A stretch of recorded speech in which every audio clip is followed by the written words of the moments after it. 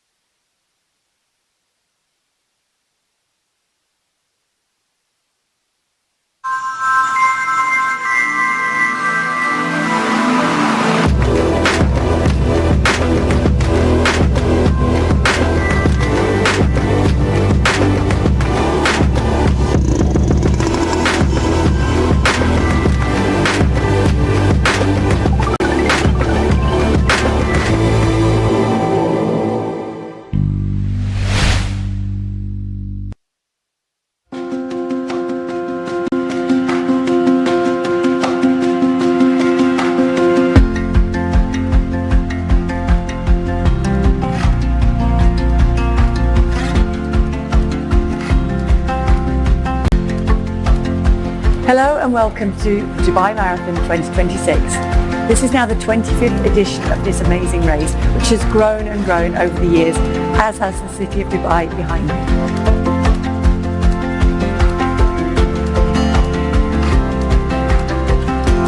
This year sees a change to the route that we've had over the previous years, with a finish inside the Dubai Police Academy. As always, we see many top and new young Ethiopian runners coming here in search of that fast time they've seen others achieve over the previous years. It's a place where debutants can come out and run extremely quickly.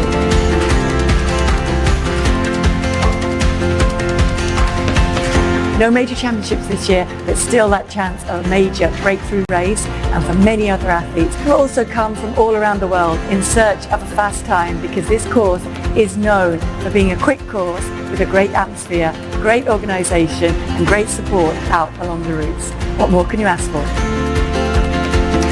Yes, good day to you and a very warm welcome to this 25th edition of the Dubai Marathon. It has proved itself over the years as one of the quickest courses on the world marathon scene, which has expanded dramatically since the first major race here back in 2000. Myself, Tim Hutchings, and Paula Radcliffe, former world record holder, with you now for the next 3 hours and more as these races unfold here on this rather glorious city of 4,000 souls. You can see the Marathon Elite race gets underway at 5:45, slightly earlier than in years gone by, but more importantly, Paula, much cooler than in years gone by this morning. Conditions are perfect. Absolutely. At the moment we see temperatures around about 13 that will climb slightly, but not too much. And interestingly, the humidity is not too high either. So athletes who've come here looking for a fast time find the conditions to their liking and conducive to chasing those times today. Yes, indeed.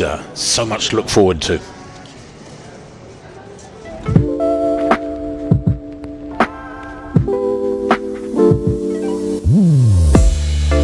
The Dubai Marathon 2026 Operations Centre is here in the spectacular surroundings of the Dubai Marina.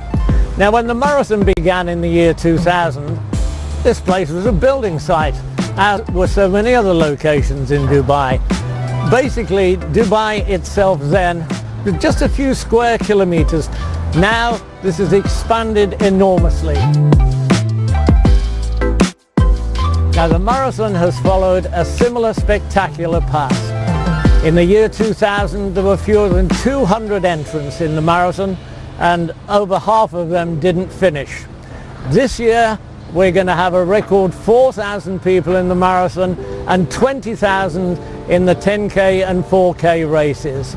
Now, in recent years, Ethiopians have dominated, and it's pretty much going to be the same thing this year. Fantu Werko is the women's favourite. She ran a very good 2 hours 21 in Berlin just 4 months ago. But would you believe, Berlin was 25 degrees Celsius, much warmer than Dubai is going to be this year. We're looking at a temperature of around about 15 or 16 and not rising very much before the finish here in Dubai. And she says in conditions like that, she's hoping to go under 2 hours 20. Now, her colleague, the men's favourite, Berhanu, he ran under 2:05 in Seville a couple of years ago, and he just says, I've come here to win.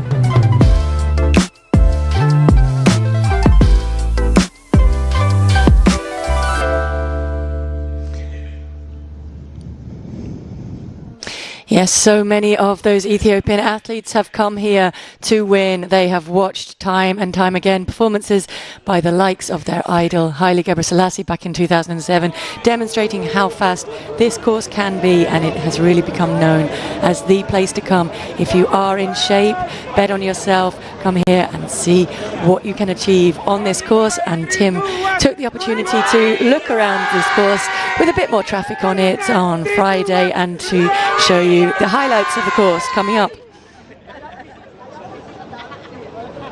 Well, here we are at the start of the 25th edition of the Dubai Marathon. It's not built yet, as you can see, but this is where on Sunday morning the race will get underway. Almost 4,000 athletes, a record-sized field in this Dubai Marathon. I'm talking to you on Friday afternoon. It's a beautiful afternoon. It's warm, 25 degrees, sunny. But right now you're watching, it's dark. The race is due off in a few minutes' time. Engines are revving, everybody nervous, the training done. They've got everything prepared for this quick course. On roads just like this, the whole journey, dead flat, perfect for personal bests and hitting your targets. So this is where the athletes make their first big U-turn of the race. They'll have come from the north up there, 5 kilometres to this point where they make a big U-turn, doing the opposite of what these cars are doing. In fact, they'll head back up that way on that side of the road, heading north again, and go dead straight for many, many kilometres. They'll get to the Burj Al Arab in 5K and keep going north for kilometre after kilometre. Dead straight, dead flat, great racing coming. So who doesn't know this building? The Burj Al Arab, the most famous in the UAE. Probably one of the most famous buildings in the world, actually. The athletes pass it 3 times here on the Jumeirah Beach Road. They get a good look at it each time.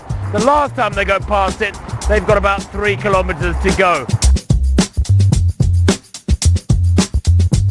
We're now at the end of their journey of 42 kilometers around the streets of Dubai.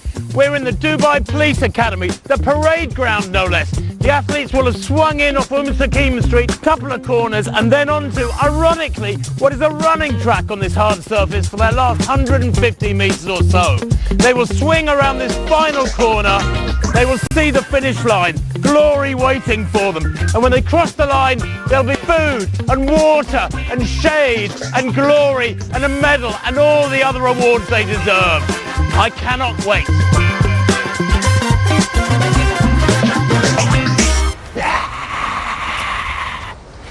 Well, let's have a look at the map before they get to that finish line. They've got to negotiate these roads of Dubai. The start and finish area is slightly different from years gone by, but most of the course, this southern section where they make that U-turn I was talking about just now, is dead straight. And Paula, there they pass the Burj Al Arab for the first time. And then this northern section they negotiate a couple of times. It's like a giant running track, about 7 kilometers long. It is, and it gives them a perfect opportunity to kind of get to know the course a little bit better. It's slightly different than previous years if they have raced before, and coming back, once they've made that final U-turn, they will be aiming for that Burj Al Arab on the skyline to know that they're turning into the police academy.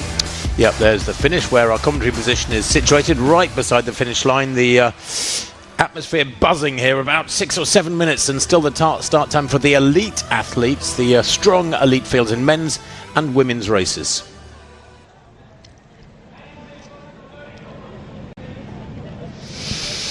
Well, I mentioned that it would be dark on race morning as we got on air, and indeed it is. Just a small huddle of people there around the start line for the elite athletes. Paula, what would be going through your mind at this stage with about 5 or 6 minutes till the gun? Last final checks, I think, rehearsing in your mind, perhaps going over the training that you've done in preparation, reinforcing those mental kind of backups of how in which good shape you are and what you want to achieve in the course and how you plan to run the race and execute out there.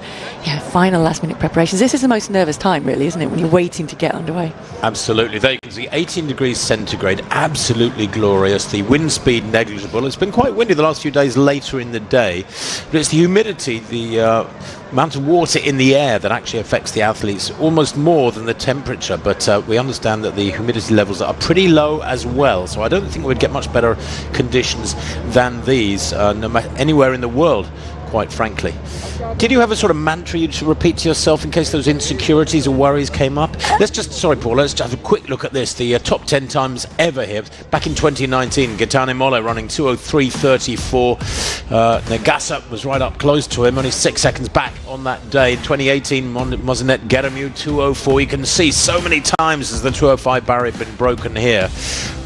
And that is despite the super shoes, which only really came in about 2016, 2017. It is a fast course, and so many Ethiopians choose this race above others in the early months of the year because they know they can come here and get a really well-organised race, sympathetic conditions, wonderful conditions on the road surf itself, and that women's field speaks for itself, Paula. Look how many have broken 2:20. It does, on the men's as well. I remember that race in 2018 when so many crashed through that 2:05 barrier, and on the women's side that 2:16.07 course record from Tigist Ketema, of course, set the bar on this course. And as we've said, conditions really are pointing to being able to hit close to that today if the women are in shape. Well, you can hear a whistle in the background. That signifies just 5 minutes to go for the elite athletes. We're getting sound effects loud and clear from the start line there. This is where I filmed a couple of days ago, and there was virtually nothing there. There were cars whizzing up and down that section of dual carriageway. Well, now, of course, some major sections of the roads in this bustling city are closed. There's a look at the men's race field today. Some of the top athletes there. Gadisa Berhanu, of course, very much amongst the favourites. The 33-year-old is the quickest here with the best of 2:04. That was a couple of years ago in Seville.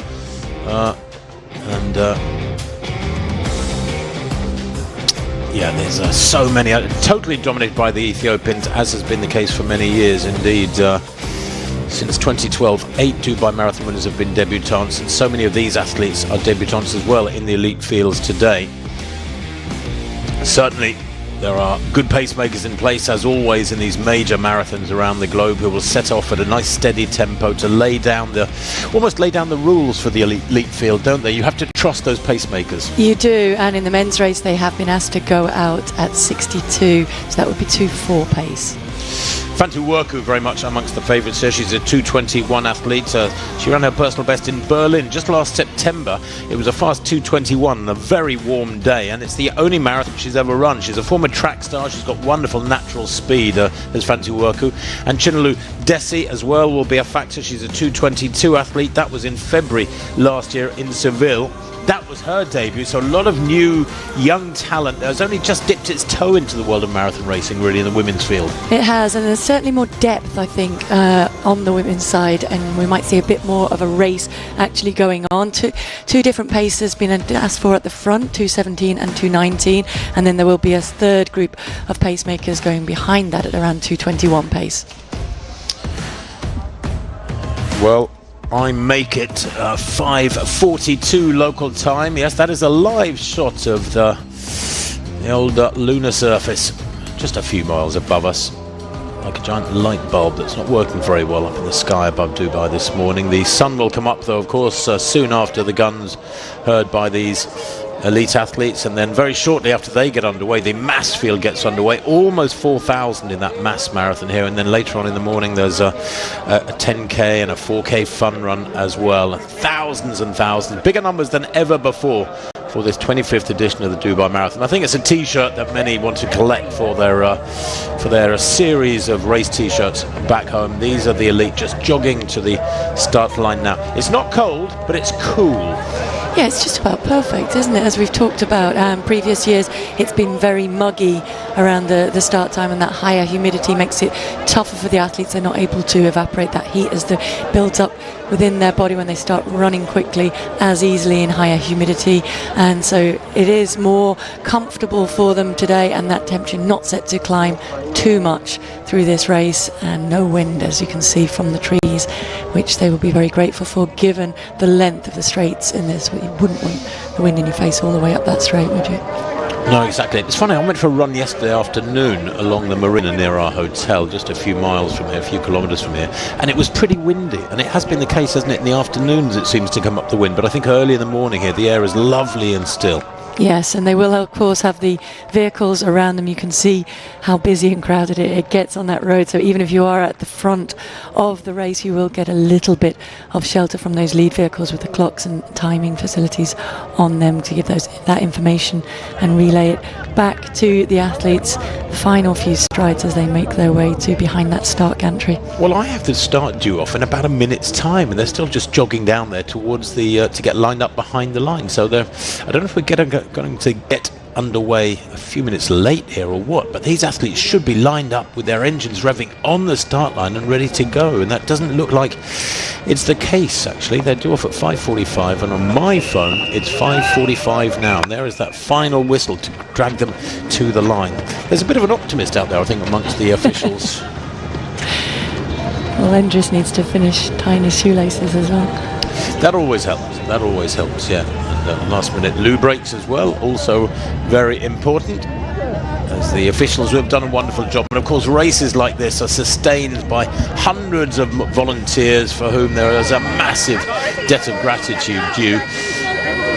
And yeah, you can see here the officials out in the road trying to clear, make sure that the start line is absolutely clear, and that the road for several kilometres ahead is absolutely clear.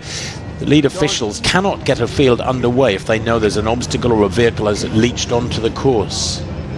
Here we go then. 25th edition. And they're racing in Dubai in 2026. The pacemakers will go straight to the fore and try and set a tempo that is nice and steady. Paula, when you ran the first few hundred meters most of your big marathons, could you usually tell pretty pretty early on that the legs felt good, or would it take a few kilometres before you could make judgment? I think it takes a few kilometres for the full confidence to come out. Those nerves are definitely there, and it's quite common for your legs to feel heavy and to be a little bit of trepidation in your system as you warm up. And then this first couple of 100 metres, it's kind of like blowing away those cobwebs a little bit, getting into a rhythm. I always used to like to get into that rhythm fairly quickly and kind of reassure myself that the pace was there, and then allow it to settle down. They can see the lights of the vehicles up ahead of them, and they'll make a little bit of a right and then a left onto the main beachfront road, and then they'll be on that road pretty much until they make that turn into the finish at the end. So it's an opportunity now just to settle, as you said, just to allow the pacemakers to get to the front to be able to do their job, and to try and psychologically switch off a little bit and allow them to do the work and slot in behind. Well, many of these Ethiopian athletes will know full well they are running in the footsteps of legendary names from years gone by. Haile Gebrselassie won here 3 times in 2008, 2009 and 2010, a hat-trick of wins. Kenenisa Bekele raced here in 2017, but he didn't finish. He got injured after falling right at the start of the race. Lalisa Decisive, another massive name from years gone by, won here in his debut in 2013. He was world champion back in 2019 in the sweltering heat of Doha, not too many kilometres from here. So this race is steeped in history, and the Ethiopians know it's been a happy hunting ground for them over the years. In the previous 24 editions, 17 times it's won by Ethiopians, including the last 12 on the men's side. 7 times the Kenyans won here, and on the women's side 18 times it's been won by Ethiopian athletes, a couple of times by Kenyans, and in the early years 4 times by the Russians.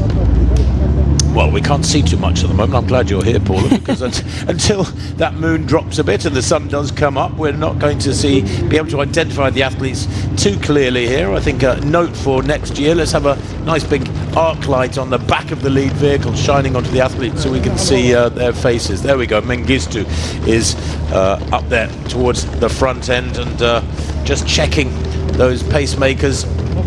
Yeah, Faisa, we can see at the front, he is one of the lead pacemakers. As we said before, they have been asked to go out at that 62 pace, so it's not a crazy pace for them to go off at here. Certainly it's become almost common, hasn't it, to see the top marathoners go out in 61 or even slightly faster for the first half, and I think it's a more sensible pace that's been asked for today. And already perhaps we can see those pacemakers moving away a little bit, which indicates a little bit of reticence from the rest of the field to go with that quicker pace at this stage in the race. Well, as you can see, although the light isn't great, and apologies for that, it will improve of course, there's quite a big pack here, and many of whom are debutants. I mentioned Mengistu just now, that's Mamo Mengistu Alemu. He's one of the debutants who are feeling their way into the world of marathon racing, and they will be just tucked in behind the pacemakers, behind perhaps 1 or 2 of the more experienced racers.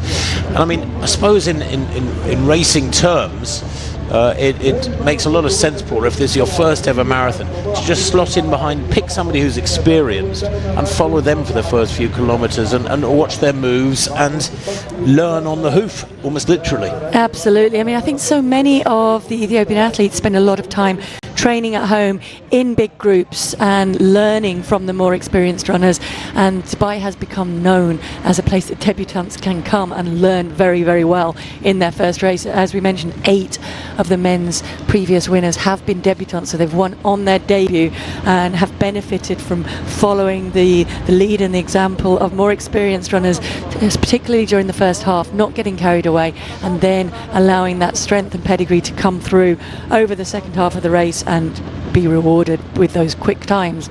Less so on the women's. A bit more experience has told on the women's side, and fewer debutant winners. Well, I can tell you the first kilometre split we've got is 2:55, and that is just over 2:03 pace, so they are on course record schedule in these very early stages. We can't read anything into that, of course. The projected winning time actually on the system we've got here is saying 2:03 exactly. The time clicking away, and I think they've got to just past 2 kilometres. We're waiting for that second kilometre split to come through, but it is very quick, there's no doubt about that. Pacemakers have got to keep cool heads, they mustn't get carried away. 62 minutes is the target time for halfway for the pack of 3 pacemakers leading the first group round. Let's hope they get it right. Let's hope there is a nice big pack tucked in behind them with plenty in reserve as they get to halfway, so that they can hold something back for the latter stages.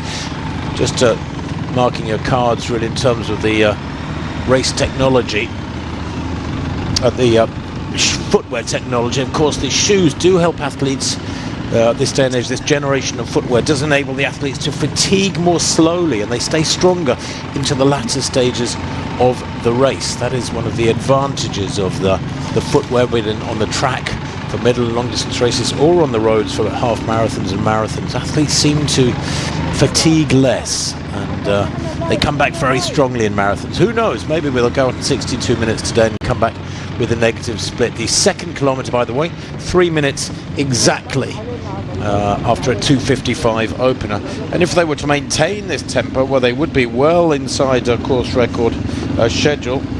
3 minutes equates to 2:06 and a half per kilometre, so nice and steady at the moment. 2:55 that opener, and then a 3 minute second kilometre.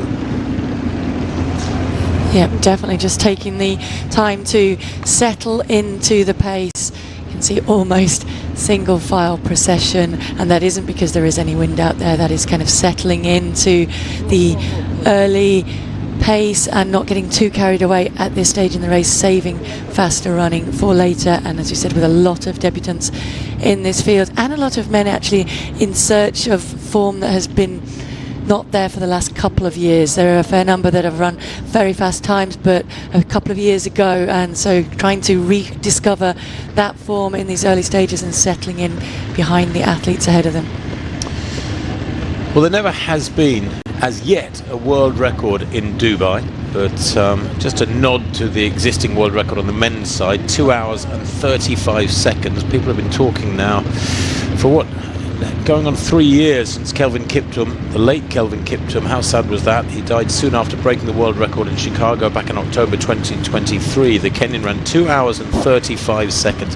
And there's been talk of the 2 hour barrier going, but it's, at the moment, so far proving pretty elusive, the 2 hour barrier. And I think it does underline too just how good Kelvin Kiptum was when he ran that day. I think he ran negative splits. He came back with an insanely quick second half. He is with us no more, so sadly.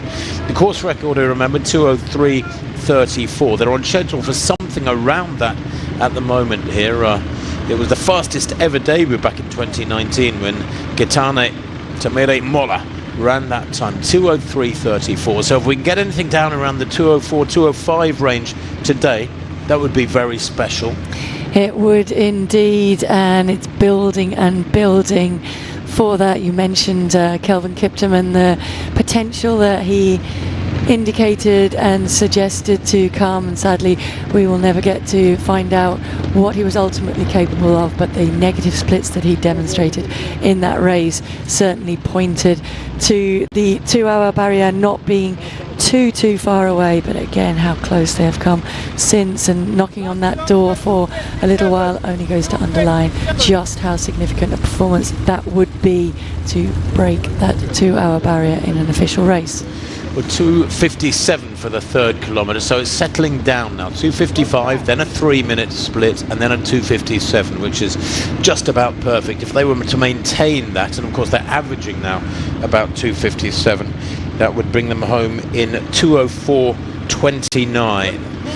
And they've had to negotiate a couple of twists and turns so far. The women's field, by the way, we will of course pick up on the top female athletes as the race gets underway and as the light improves somewhat, of which there isn't a great deal at the moment. By the way, that distance mark you can see at the bottom of the screen in that caption, that's completely wrong. I don't know why it's lagging, because there's nearly 10 minutes on the clock. They're way past 3 kilometres now, so that's a bit of a concern. I presume that will get updated. Yeah, I mean, just for information, the 3K was passed, as you said, in 8:52, so they are clearly through that marker, and the turnover and the cadence of these top athletes. Many of the top marathon athletes actually have quite a high cadence, and they don't spend long at all on the floor, but regularly do bounce off that and have that turnover, moving quickly and very, very efficient in the upper body. Not too much wasted movement there.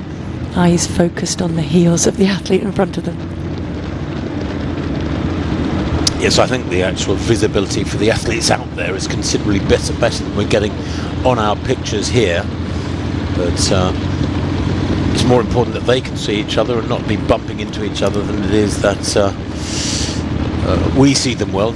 Predicted race time 2:03.50 in that men's field at the moment. That would be superb. The fastest time in the world this year was set in Doha 2 weeks ago in Qatar, in the Qatari capital. Tamirat Tola, the Olympic champion from Paris a couple of years back, ran 2:05.40. So we're on schedule at the moment for a world best by almost 2 minutes. Very early stages, 11 minutes on the clock, but it's promising.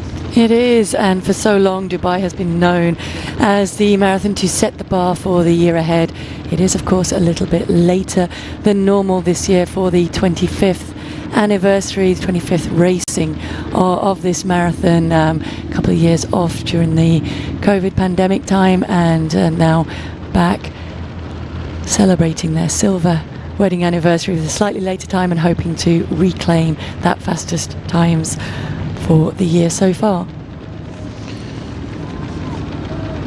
Well, there they go. They've just passed the 4 kilometre split. I had that at about 11:54. Let's wait and see what comes up for 4K. 11:50 the time at 4 kilometres. So again, another split there of 2:58. So yeah, if they just keep clicking these through at around 2:56, 2:58, a little bit under 3 minutes per kilometre, then that'll be fine. If they were going for 2:10, which in the old days was the benchmark of real world class, that would be 3:04 per kilometre. But because of the advances in technology, not just the footwear, but one or two other incremental factors as well, we have to really nowadays, Paula, shift everything down, shift the dial down a couple of minutes, don't we? So really, if you're not running in the 2:7s or quicker these days, it's difficult to say you're world class, and you will not feature in major marathons. Yeah, absolutely. The bar has been moved, and I think that's fine. It's great to have those advancements. It's not just the shoe technology, as you talked about, it's also the fueling has improved vastly over the years. I still think there needs to be a little bit of a rider in comparison with previous times, and those times that were run before shoe technology and before the improvements in the fueling need to get the recognition that they deserve.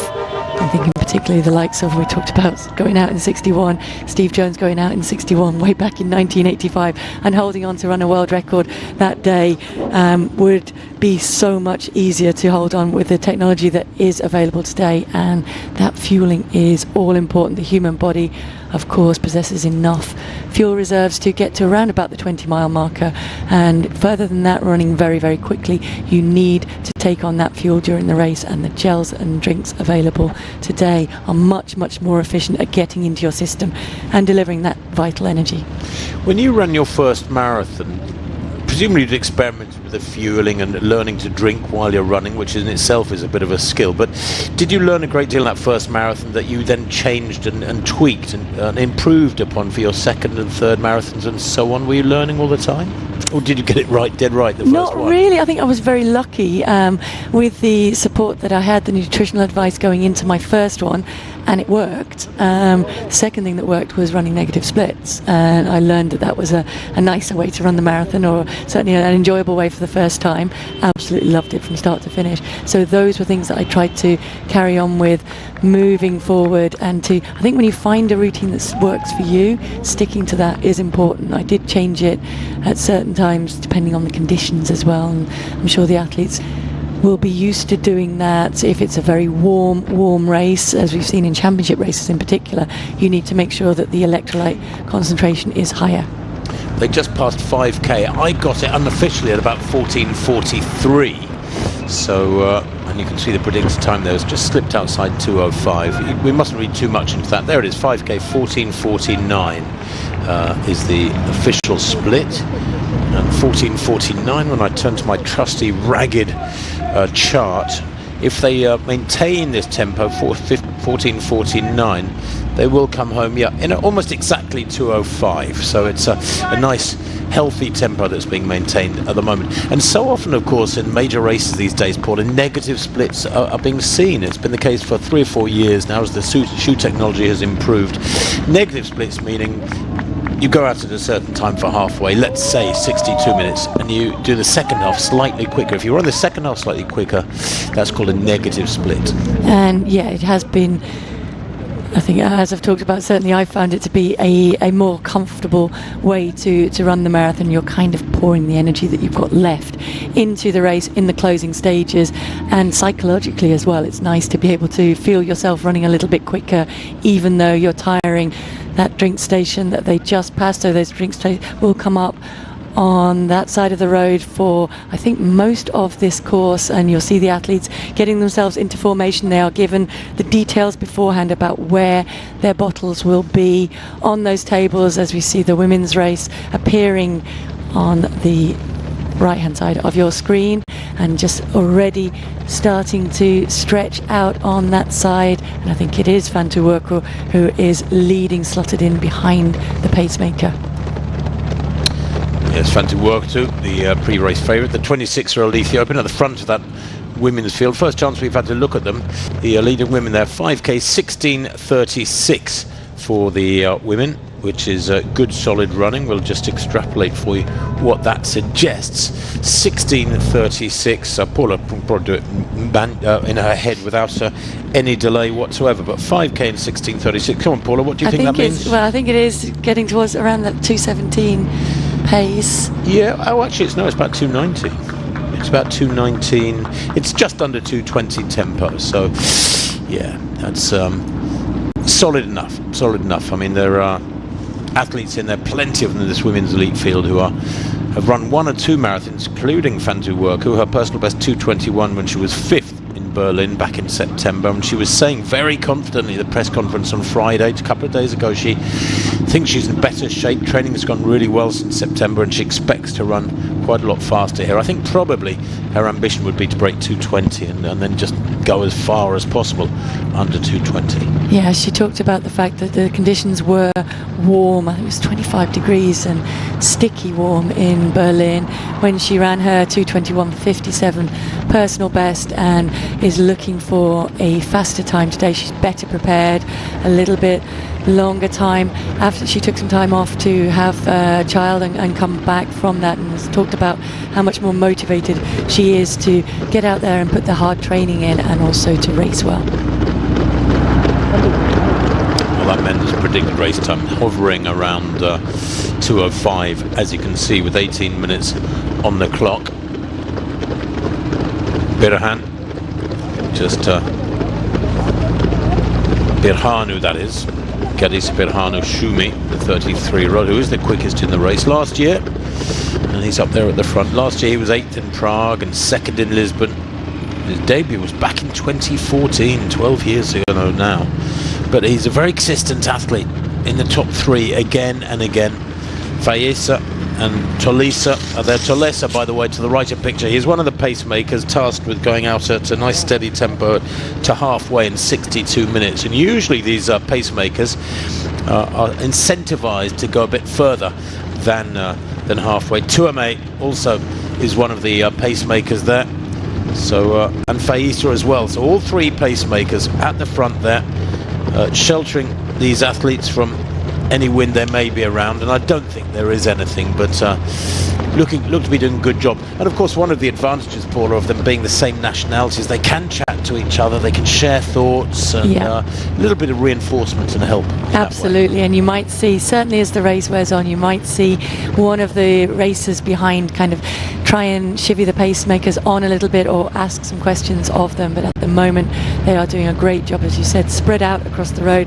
The athletes are well informed as to who those pacemakers are. They know they're not racing, and they can settle in behind it. It's starting to bunch up a little bit more on that men's side, so perhaps an indication that they are wanting the pace just to ratchet up a little bit. They've taken that time to settle in, and you can see much more single file here on the women's side, settled in one behind the other. Ketima just tracking Desi ahead of her, and I think Worku is just in front of them, out of shot. Yes, count the women's vests there. Looks like there's at least 6 or 7 up there. They will have pacemakers of their own, of course, this leading women's pack. Trusted to take them out at about 2:17 tempo is what we were told, but look, 2:20 the predicted race time for the women's field at this stage. I wonder if it gets harder. I've never run a, well, I've only run a couple of marathons, never ran one in the dark, Paul. I'm not sure you have, did you? Did you run a marathon in the dark? But is it harder, perhaps, in a way, to sort of feel the context and to orientate yourself when it's dark? I think you prepare for racing, and once the gun goes, the brain knows it's racing, whatever the conditions out there. And certainly many of these athletes will have raced, of course, here in Dubai before, and it always starts in the dark, so they will be used to that. I think it's more that it becomes the norm now to ask for the pace to go out faster, when in actual fact the personal bests of the women in this race indicate that a 2:20 is a much more sensible pace to go out at. They're still going into personal best territory. They can still push on much further in the second half of the race, as we've talked about, and come back quicker. And indeed, when you see the splits coming up there, that was a much slower 4th kilometre with a 3:33 in there. And indeed for the 6th kilometre, so indicating a little bit of yo-yoing in that pace. The pacemakers have now fragmented to go with the different groups, and perhaps more sensible, instead of just asking for the quick times as other races have done, work on improving your own times first and then use that as a building point to move forward into that 2:15, 2:16 territory. Now the first 3 kilometres, according to that caption, each of them was 3:17, metronomic, and then suddenly there was a 3:33. And when you see that, I must admit, I am tempted to say that the kilometre markers are not in exactly the right places. And that's very common, because when they're laying out these courses, they can't just bang a post in the middle of the road. Quite often a kilometre marker will be put on the nearest possible lamppost, but it can be 50, 70 metres out of position, and therefore it's perhaps 10 seconds wrong, and it makes the split for that particular kilometre, the time for that kilometre, look a lot slower than it actually was. So I think we take with a pinch of salt some of those splits. As we can see on the left picture now, the women's field running in single file. Maybe they are a bit more bunched. Just to pick up, I think that is Worku further back in the pack. Apologies, I'm trying to read the names in the light. Yeah, there is indeed Fantu Worku, who has slotted back in, so she isn't up the road ahead, and that is one group in the women's race choosing to race rather than search for fast times, although there may well be some personal bests still produced from that racing outcome on the women's side. And on the men's side, still a little bit of bunching. It has thinned out a little bit. Pacemakers still at the front, doing a good job. They're doing a great job. Yeah, the men's field, as you can see, the leading men, there's those splits, 2:55, 2:59, 2:54 for that 7th kilometre. As you can see, 8k coming up. That, as you can see at the bottom of the screen, I think that's been adjusted now, and the distance they're actually at any one point is correct. But 8k, well, that's 5 English miles if you like the old terminology. They have just gone through 8k, so we'll get that split coming up any second. But yeah, it looks like a 2:57, so they're varying around 2:55, 2:57, 2:58 these kilometres, so good pacemaking at the moment. Early stages, we mustn't pass judgment, make predictions too early, but it's looking good. It is, and there is an extremely big pack of men there, as you would expect from the depth of this field. There is, of course, prize money up for grabs out there, and no appearance money in this race. So if you come here, you pretty much know that you have to be in shape to be able to come and perform, and I think that's why so many concentrate on getting themselves into shape and then confirming that they will come to Dubai and race out here for what is available. We've lost one of the pacemakers at the front, have we? Well, the pacemakers we had there earlier were Fayesa, Tuame and Tolesa. Just trying to see. Those are the actual racers. Gameda is up there as well. It is hard with this light, isn't it? Kip Kemboy is there too. One of the very few Kenyans in this field. That's Dennis Kip Kemboy making his debut here.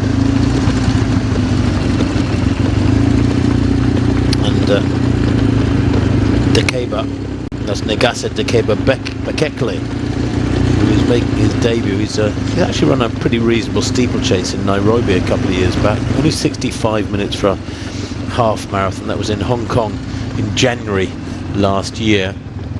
So one or two names up there are broaching new ground and maybe running a little bit optimistically at this tempo. At what point, Paul, you know, if you go out through the first half hour or so, they've been on the road 25 minutes, but say at about 30 minutes into the race, you know you're running at a pace that you just cannot sustain. It must be a difficult decision. Yeah, but there are two factors in there as well. The athletes, of course, know the shape that they are in from training, which may be much further on than what is reflected by the stats that we have written down on paper for them. So I think you've got to back yourself. And if you are feeling good, one of the key skills of marathon racing is to be able to tune in to your own body, to have a good awareness of what you are capable of from the training that you've done and how things are feeling with your internal computer, if you like, on the day, what you feel you've got under the tank or in the tank to put out in that race. And you absolutely have to be able to tune into that rather than running to splits. You have to be able to be in tune with what your body is capable of on this day today and get it right out there. And so many of the athletes will be backing themselves from the training that they've put in. Well, you can see the splits there for the women, the 3:33 and 3:24s. I think we can take those with a pinch of salt. That's probably with the kilometre markers slightly out of position. But as you can see, anything in the 3:12 to 3:17, 3:18 ranges, good solid running for these women. And 3:19 per kilometre is 2:20 tempo. So they are pretty much, apart from a couple of slower splits there, which we don't think we can take too seriously, they're pretty much on spot on 2:20 tempo. Yeah, and you can see the group are settled in behind the pacemaker. You can see Bekele and they can see Afterwork. The main contenders that we would expect are all in that pack. They're settled in. They will be taking a little bit of an opportunity to look around and see who else is there. As we've said, many of them will train in groups together. In fact, Sophia Esefa and Tigis Getnet do train together regularly, so they will be well aware of what the others are capable of from training and will be able to gauge off that and try and kind of relax a little bit in these early stages, settle into a rhythm and just look around just to make sure that those that you expect are there, and gauge how they sound as well. They will be able to pick up feedback from the other athletes, breathing, perhaps even their foot strike on the road, and just gauge how well they themselves are going on that day. Well, the men are at almost about 9.5 kilometres. Their 9th kilometre, by the way, was a 2:55, so 9k 26:31 was the split at that point, and then the 10k split will give us a really good idea of how they're going. But if we're to trust that 9k split, 26:31, just checking here on my trusty table, goodness me, 26:31, well, they're right down there at yeah, it's almost exactly 2:04 tempo, so they really are clipping along nicely at a really steady pace in that men's competition at the moment, with almost a quarter of the distance done. It's rolling up pretty fast.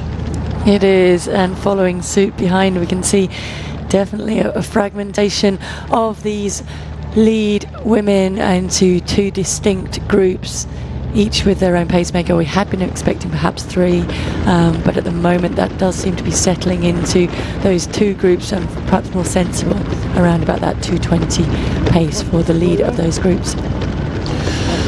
I know race director Peter Connaughton has got high hopes and is an ambitious man when it comes to making sure that his race is one of the quickest in the early months of the year, and ideally by the end of the year one of the quickest in the world from the massive big marathons around the world. There are new territories where road racing, road running and marathon racing is expanding dramatically, like in India, where it's increasing every week, it seems, these size of races. I was at the Mumbai Marathon a couple of weeks ago. They had some 72,000 in the different races on that Sunday 2 weeks back. China, of course, is a country where there are more marathons springing up every year.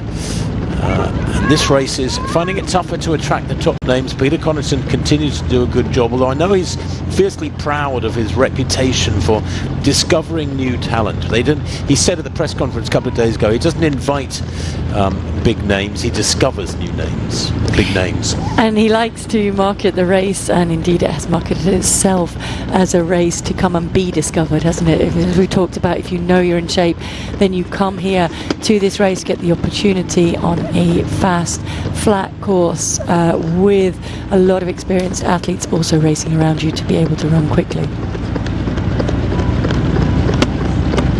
There is that 10-kilometre split, 29-27. The first of the pacemakers at the front, as he should be. Yeah, 29.27, that was at 2.56, so they are doing a great job. Now, the last 4 kilometres have been 2.54, 2.57, 2.55 and 2.56. It is brilliant.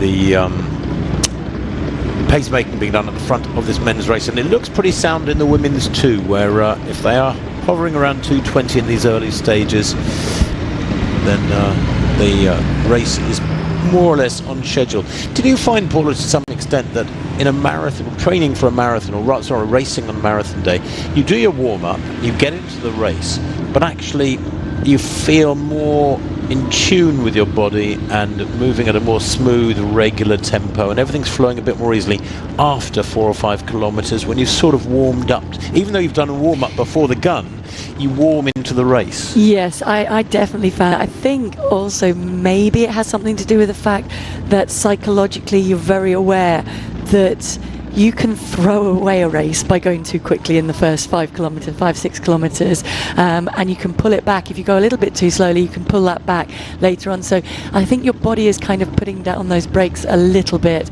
in those early stages to prevent you from making silly mistakes and allow yourself to kind of run into it, very aware that you can pick up the pace later on.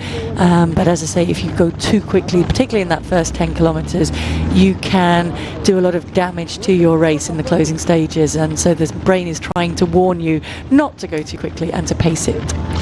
Well, the men now at about 11 kilometres. In fact, any second now they should have the Burj Al Arab on their left. This men's field. We get a shot of them from behind here. That's the men's pack. That's the scene. If you were in there amongst them, it almost feels like you are in there racing with them on the road surface, doesn't it? But the Burj Al Arab, that famous, fabulous structure with a glorious ship's sail shape to it, a monstrous hotel poking out into the ocean. That is just to the left of these athletes now. And from that shot, Tim, it does look as though there's been a slight injection of pace there, doesn't it? That group seemed to stretch out as we were observing from the rear of that group. You could see the Kenyan duo of Kip Kembai and Kip Kurui struggling to go with that pace, and it's certainly pushing on and thinning out a little bit at the front of this men's race. I guess you'd expect that when athletes have seen the 10k split, and if they're debutants, or they're making their first ever marathon attempt, or indeed they're hoping to run, say, around 2:10, 2:08. When you see a 10k split, and I would imagine most of them have got a reasonable idea of the times they need to be hitting, and you realise you're running at 2:04 tempo, you probably get a bit of a mental a slap in the face, so to speak, and you say to yourself, right, this is just silly, I'm not going to be able to sustain this, I need to slow down a little bit. So maybe at 10k and at 20k you get those little adjustments where people are given a reality check. And there we do see Kip Kosgei. Is that his compatriot just behind him? I think it is. Yeah, so they are running together and have made the decision to allow that lead pack just to pull away. The pacemakers have done a very, very good job, although there are just 2 of them left doing that at this moment. They did take some time to settle into it and pretty much hit through 11 kilometres bang on the pace that they have been asked for through the halfway point. And as you mentioned, Tim, I think they will try to go beyond that. Not sure how close to 30 kilometres they will get, but they will certainly try and to help the lead men in this race for as long as possible. Yeah, 32.20. That last kilometre is a 2:53 unofficially. That's 11th kilometre. So 11k in 32.20. As I turn to the old chart, 32. That has them on just a click inside 2:04 pace. They're moving really nicely. You can see 35 minutes on the clock now. This is the leading women's pack, and that has whipped down a bit, but there's still, what, 5 or 6 women there, I reckon, behind the male pacemakers? Yeah, I think so. I think there are 6, maybe even 7 women in there. 1, 2, 3, 4, 5. You might be right. It might be 6 or 7, but there you are. 10K. Desi 33:08. That was the leading women.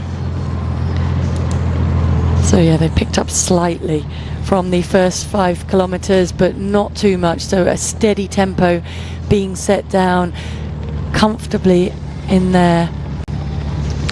Yeah, Desi there at 33:08 in the women's race at 10K. That's Anchinolu Desi Genene. She's a 2:22 athlete. She ran that in February last year, where she won the Seville Marathon down in southern Spain. It was her debut.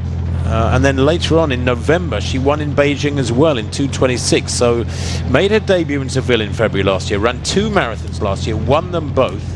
But Beijing was less than 3 months ago, so a bit of a question mark, although, about whether she's recovered or not. She does say she feels okay. She has been a half marathon specialist for the last few years, a lot of times in the 67s and 68s. So she's served her apprenticeship, I suppose, at the lower distances. She has, and she might argue that that Beijing race in November might have been run a little bit as a training run, given that it was 4 minutes or so back from her personal best, and certainly should be able to recover from that and build on top of the form that she showed there to come out here. And certainly she is racing with intent up there now, and there is, or are those 5 kilometre splits, just a couple of seconds, 3 seconds difference between them, so fairly steady running. And you have your lone male runner who's along for the ride, isn't he? He's trying to tack on to the back of this women's field at the moment and see if he can get himself into personal best territory. He will have started on the front of the mass field. Yeah, those splits really impressive. The first 5K 16:36, the second 5K segment 16:33, metronomic. And of course that's what you can do on a course like this. You can, for the pacemakers and the athletes themselves, it's a little bit easier to hit really steady, consistent splits and a tempo that is the same. Whereas if you go to a course like, I don't know, Boston, say, take an extreme, where there's a massive downhill in the early miles, the early kilometres, you get some insane splits coming out, and then they hit an upslope and it changes dramatically, and that really does play with your mind and your body. And it's so much easier, I suppose, on a flat course to maintain that steady tempo and keep a nice rhythm going. Paula, just thinking of which, you ran Boston last year, didn't you? I did, yeah. I didn't run an even tempo at all. I'm sure you, but I'm blaming did, that on the fact that my calf went. Was that your first Boston? It was my first Boston. I actually loved it. The crowds were insane. They were. It was a great experience. I also love being in the middle of the atmosphere of the race, and that's one of the reasons I came back to racing in those couple of marathons, was to experience the camaraderie of that mass road racing. And don't always get that in elite races, and certainly elite women's races too often. We go at the front and it's a very special experience, but it's different being in the middle of the pack. And yeah, I loved that. I didn't find the uphills too bad in Boston, but you did have to tolerate the downhills and absorb it into your quad muscles. And you're right, that is a skill that you need to be able to absorb, and on flat racing it is much easier to settle into that tempo. We are seeing a yo-yoing of the pace, as you've just seen come up on your screen, through that 12th kilometre back down to 2:52. That may be down to the placing of those markers, and better to look at the average pace over it. I can't believe that they've changed by 7 seconds. That's a big chunk of tempo change, so to speak, when there are no significant adjustments in the up and down or the altitude of this race. But a 2:52 there, I think that's the fastest split of the race so far. So yeah, in the men's field, the 13th kilometre, we believe, was the quickest so far. It's maybe is building. They're warming to the task. We were talking a few minutes ago about how once you get into the race, you begin to feel more at home, more attuned to the rhythm. And perhaps that's what's happening in this men's race. 13K was 38:10, the split at that point. So a 2:54 is unofficially on the system we've got, but a 2:52 appeared on screen. At 13.5 kilometres now in the men's race, and that is thinning out. Now that is interesting. Goodness me, Decisive is up there as enjoying this tempo. That's Gadisa Tafa Decisive, I think, is a 33-year-old. He is a 2:07 athlete. Set his personal best in March last year when he raced in Wuxi. He came second. He lost by just 2 seconds, but it was a personal best by almost 3 minutes for Decisive in that Chinese race. A massive personal best for him to get down to 2:07. And back at the front, settled in behind the pacemakers, that is Robe and Segu on the far side. On the far side. He does have a 2:05.14 to his name, is returning from a 4-year ban in the past couple of years. And racing with intent. Roby though looks keen, doesn't he, to move up alongside the pacemakers, the only man who's kind of getting slotted right behind them as if to urge those pacemakers to pick up the pace a little bit. Well, he was third here back in 2015, Roby, so he's back here for the first time in 11 years. He ran 2:06 on that day, very close to his lifetime best, which was also in 2015 in Eindhoven in the Netherlands. He ran 2:05.58, but he won Venice last October. So he's still in great form all these years later at the age of 35, and it's a factor, isn't it, that a lot of athletes, when they manage their careers well, you can have a very long marathon career. If you see athletes who do 4 races in a year, and then sometimes quite often you see that they have to have the next year off, and then they come out and they run another 3 races in a year, and that doesn't make for longevity. You know, the old adage, even with the new technology in the shoes and so on, probably is that 2 marathons a year is a nice steady rhythm through year after year that you can maintain. Yes, you might be able to push that to 3 perhaps with the new shoe technology, but certainly, I mean, Eliud Kipchoge, the master himself, has shown that age is no barrier in the marathon, and that you can keep producing, your endurance stays strong as you do get older. And in fact, a little bit of the wisdom that you accumulate from all of that racing, of course, factors in. The marathon is about knowing the distance, knowing your body, and knowing the training, and knowing how to recover between that racing and training as well. So as you do get a little bit wiser, that can come into play over the marathon distance, perhaps a little bit more than over the shorter, faster distances, certainly on the track. Well, here's some news for you. They got to 14k in 41:05, and that adds them on schedule for almost exactly the course record, well under 2:04. They are clipping along at a fabulous pace here in Dubai. If you've just joined us in the last few minutes, you're very welcome to our broadcast. Myself, Tim Hutchins, and Paula Radcliffe, the former world record holder, with me here now for this 25th edition, the coverage here live of this Dubai Marathon in 2026. The men's field, the big pack is moving along really quickly. Some will survive this quick tempo through these first 15 kilometers or so. Others will drop away and suffer. Some won't finish. Who is going to be in which category, I wonder? Who will have a great day at the races? Who will have a solid day? Who will have a bad day? And who won't finish at all? Too early to say. We're at about a third distance now, so plenty to come. They're hoping to get to halfway in about 62 minutes, and there you are. Look at that, the predicted race time in the men's race, 2:04.09. So a brilliant job being done by the pacemakers through this first 40 minutes plus.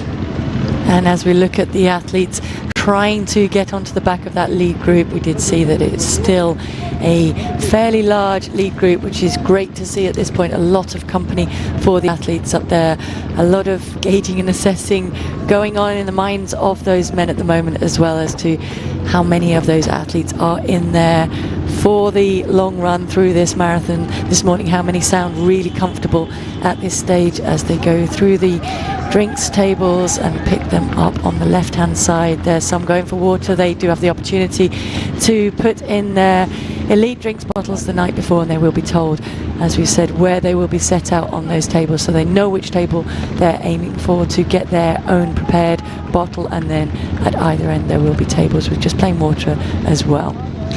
They've gone through 15k in the men's race in 44:01 unofficially. That was at 2:56, but great job being done by those pacemakers. Just listen to this, the last 4 1 kilometre splits: 2:56, 2:54, 2:55, 2:56.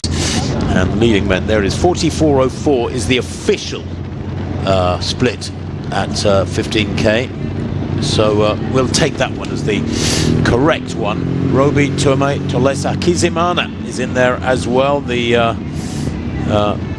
man who is another, unfortunately, the Rwandan 29-year-old who have served a ban in years gone by. He's done loads of his races in Italy, seems to have been based there. Many half marathons in the 61-63 minute range, Kizimana. And of course, it helps a lot if you've got good speed at 10k and half marathon. When you move up to the marathon, you're feeling that little bit more relaxed, or a little bit more comfortable with the race. He raced in the World Championships in Budapest back in 2023 and then was banned for a couple of years, very sadly. And it is regrettable when you read that on the CV of an athlete.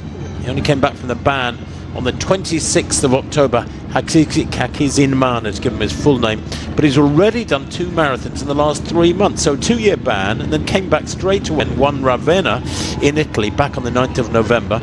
And then a month later, he was second in Macau on the 7th of December. So this is his 3rd marathon in 3 months, straight after a ban. Keen to get back out there and start earning some money, I guess, Paula. Yes, certainly was, and was in shape to get back out there immediately after that ban as well, and has got himself up there amongst the lead contenders today. And from that shot, is it starting to wind up again? Because it's thinning out a little bit down the road. Well, Tuame there to write a picture. He is one of the pacemakers.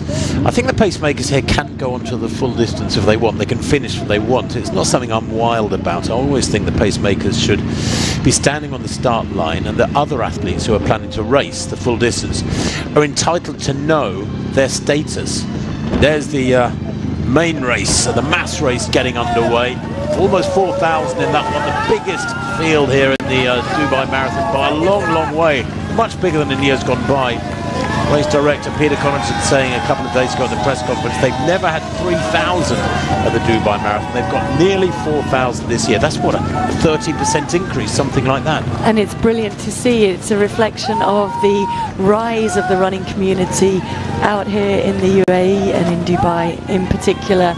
Many of the runners that we joined up with for a shakeout in the week on Thursday evening were talking about how the community has really got behind the marathon, loves having it, calls it their marathon, and prepares for it. And they've built their way up through those 4-kilometer races to the 10-kilometer race, and then now working towards building up for this marathon and feeling confident enough to get out there and take part in their marathon. Many of them with the fueling and hydration packs as well to keep themselves going through this race, wisely not starting too quickly in these opening stages.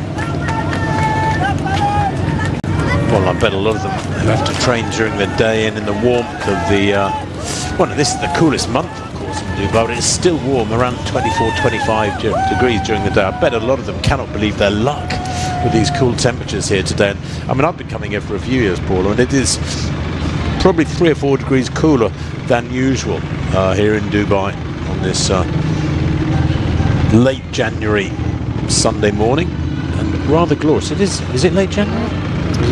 It is now the 1st of February. It's the 1st of February, okay. All right, I'm only 24 hours behind the rest of the planet. Oh, pinch punch 1st of the month. Thank you very much indeed. If you could have seen that, folks, you've no idea what I'm going to do back. Anyway, 48 minutes on the clock. Men's race clipping along left of picture. Their big pack still in touch with this very quick tempo. They're moving at sub 2:04 speed. And the women's race to the right of picture, about 5 or 6 up there, we think, in that women's lead pack. We hope to get better pictures once the sun comes up. We can see more clearly. But they're moving at just under 2:20 tempo. So both races working wonderfully at the moment, with about 1/3 of the distance done. Long way to go yet, but it's promising. It is, and the women working together behind those pacemakers. Most of the main contenders are slotted into that group. You can see Katima, you can see Lemlem Hailu, I think that is, who has indicated a lot. Very, very good pedigree on the track. 14:34 5,000 meter time to her name, and sub 30 minutes over 10,000 meters, and probably a lot expected of her over the marathon distance.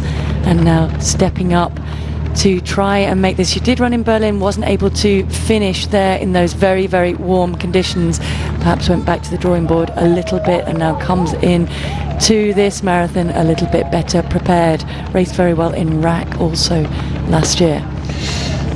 Yes, the leading women is Mulia Dekebo Haile Mariam, to give her full name, the 27-year-old Ethiopian, 49.29 at 15k for the women. But Dekebo, well, interesting athlete, and running her 9th marathon here. She ran here back in 2018 when she was 10th in 2:26. She's improved a minute or so on that now, a couple of years ago running in Houston in the USA with 2:25. But she's run many good half marathons and moved up to the marathon in 2018, but hasn't been as consistent as she would have liked at the full marathon distance. She's failed to break 2:30 in 4 of her 8 marathons. She's gone out very optimistically today though, Paula, at sub 2:20 tempo for an athlete with the best of 2:25. She has, and I'm watching Anjanalu Desi, who made sure that she got her bottle. In fact, lost a little bit of ground from the position that she had been in at the front of that pack, and you can see now offering that drink around. Not sure they've all taken on the opportunity to take on fuel and fluid at this point, and that's certainly the experience of Desi, showing that she recognises how important it is to get those carbohydrates into your body and to make sure. As we look further down the field, there's Daniel with her bottle. A number of those women do have their fluid bottles, as we talked about. It will be their prepared solutions that they will have practiced with in training. They will know that that works for them, that won't upset their stomach, and it will only be water that they would take outside of their own bottles, unless they are with a training partner perhaps and know exactly what's in the drinks bottle. It happens where you don't get your bottle in a marathon. The key is not to panic and to take the next best thing if you can, I think. Did you miss your bottles very often? Not very often, but I think it's a scenario you have to be ready for and prepared for. A couple of times my bottle wasn't on the table, and then Sabotage? Not sabotage, I think it was just mistake. I know nobody else took it because I was the first one to the table and it wasn't there. So I think it's rare that you would take someone else's bottle. But most of the athletes have a respect for the other runners. And if you're in the lead in a marathon, you come to the special drinks table where your bottle should be and it's not there. I think I'd probably come out with a few expletives. I was quite where cross, is my but you bottle in a can't- slightly stronger language? You can't waste the energy on getting annoyed, though. You've got to stay calm and take the next best thing, and most of the marathons will put some kind of carbohydrate drinks out on the course as well as water, so then it's weighing up whether it's more important to take that even though you've not particularly trained with it, or just to wait for the next one. When they are every 5 kilometres, if the conditions aren't too warm, you can sometimes get away with just waiting for your next bottle. You're a more patient lady than I would be, I must admit, in those situations. 15k was 49.29 for these this women's field, and I'm just looking at what that translates to. It translates to 2:19.15. So at 15k, just past third distance, they're on well below 2:20 tempo in this women's race. They are moving well, there's no doubt about that. You can see Dekebo there with the red armbands to right of picture, or Dekebo actually in the middle of the picture. I'm just trying to see who that is on the far side with the red armbands. I think that is Desi with the orangey red armbands. Is it? And then Lemnem Hailu behind her, Fantaworku slotted in on the far side, Katema with the more exaggerated arm movement and the Adidas shorts t-shirt on this side, and then at the back it is the experience of Abubakar Afewerk, who has a 2:23.33 personal best to her name from here in Dubai in 2015, and still running well at the top level. The right-hand picture of the men's field there, you can see the Burj Khalifa in the background, extreme right of picture, and gives us a good idea that the sun is gradually coming up over the horizon, rising in the eastern skies of Dubai, of course. But that's a big men's pack, very tightly bunched there left of picture. They've gone through 18k in 52.50, a 2:55 getting them to 18k, so really good pace making this. These splits again and again are hitting the spot, and that will build confidence in this pack. They will be aware, I'm sure, There will be information being shouted at them from the lead vehicle. There will be plenty of information for them. The pacemakers they have to trust, and they are doing a good job. And of course the advantage is that almost exclusively this pack, the men's and women's races actually, but this pack in the men's race is Ethiopian, and the pacemakers are Ethiopian, and they can be exchanging messages. Did you used to communicate with pacemakers, Paula, in your races, or did you clam up?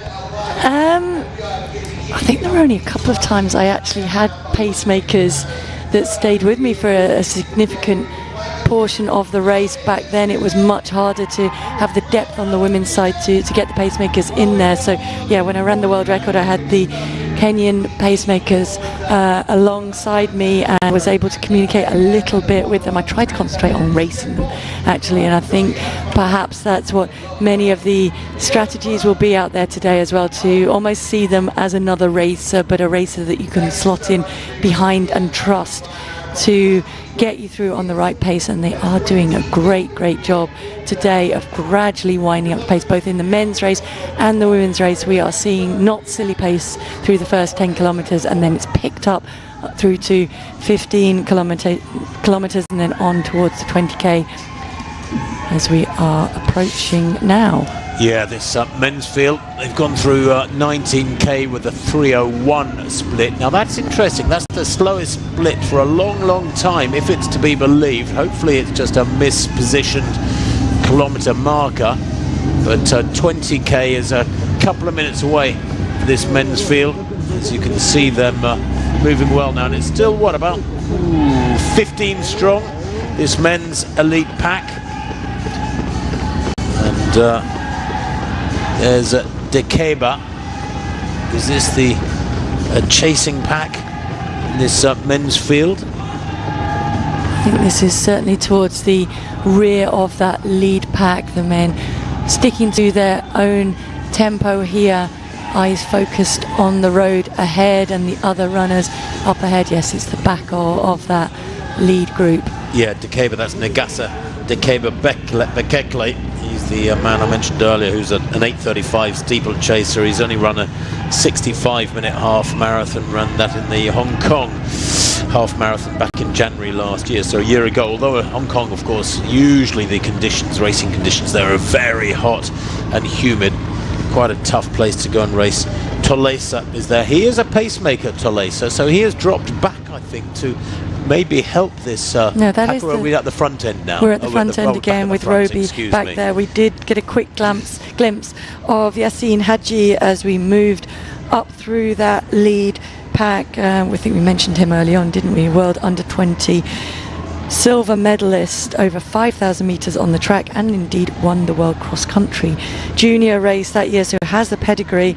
Has not raced a lot of marathons, only 2 marathons, but raced well so far and trains with Tamarat Tola, who has that world best performance so far this year from the Doha Marathon earlier, and Cissé Lema in that group. So got a lot of top athletes to learn from in training around him. They're only 100 meters or so from the 20-kilometer point.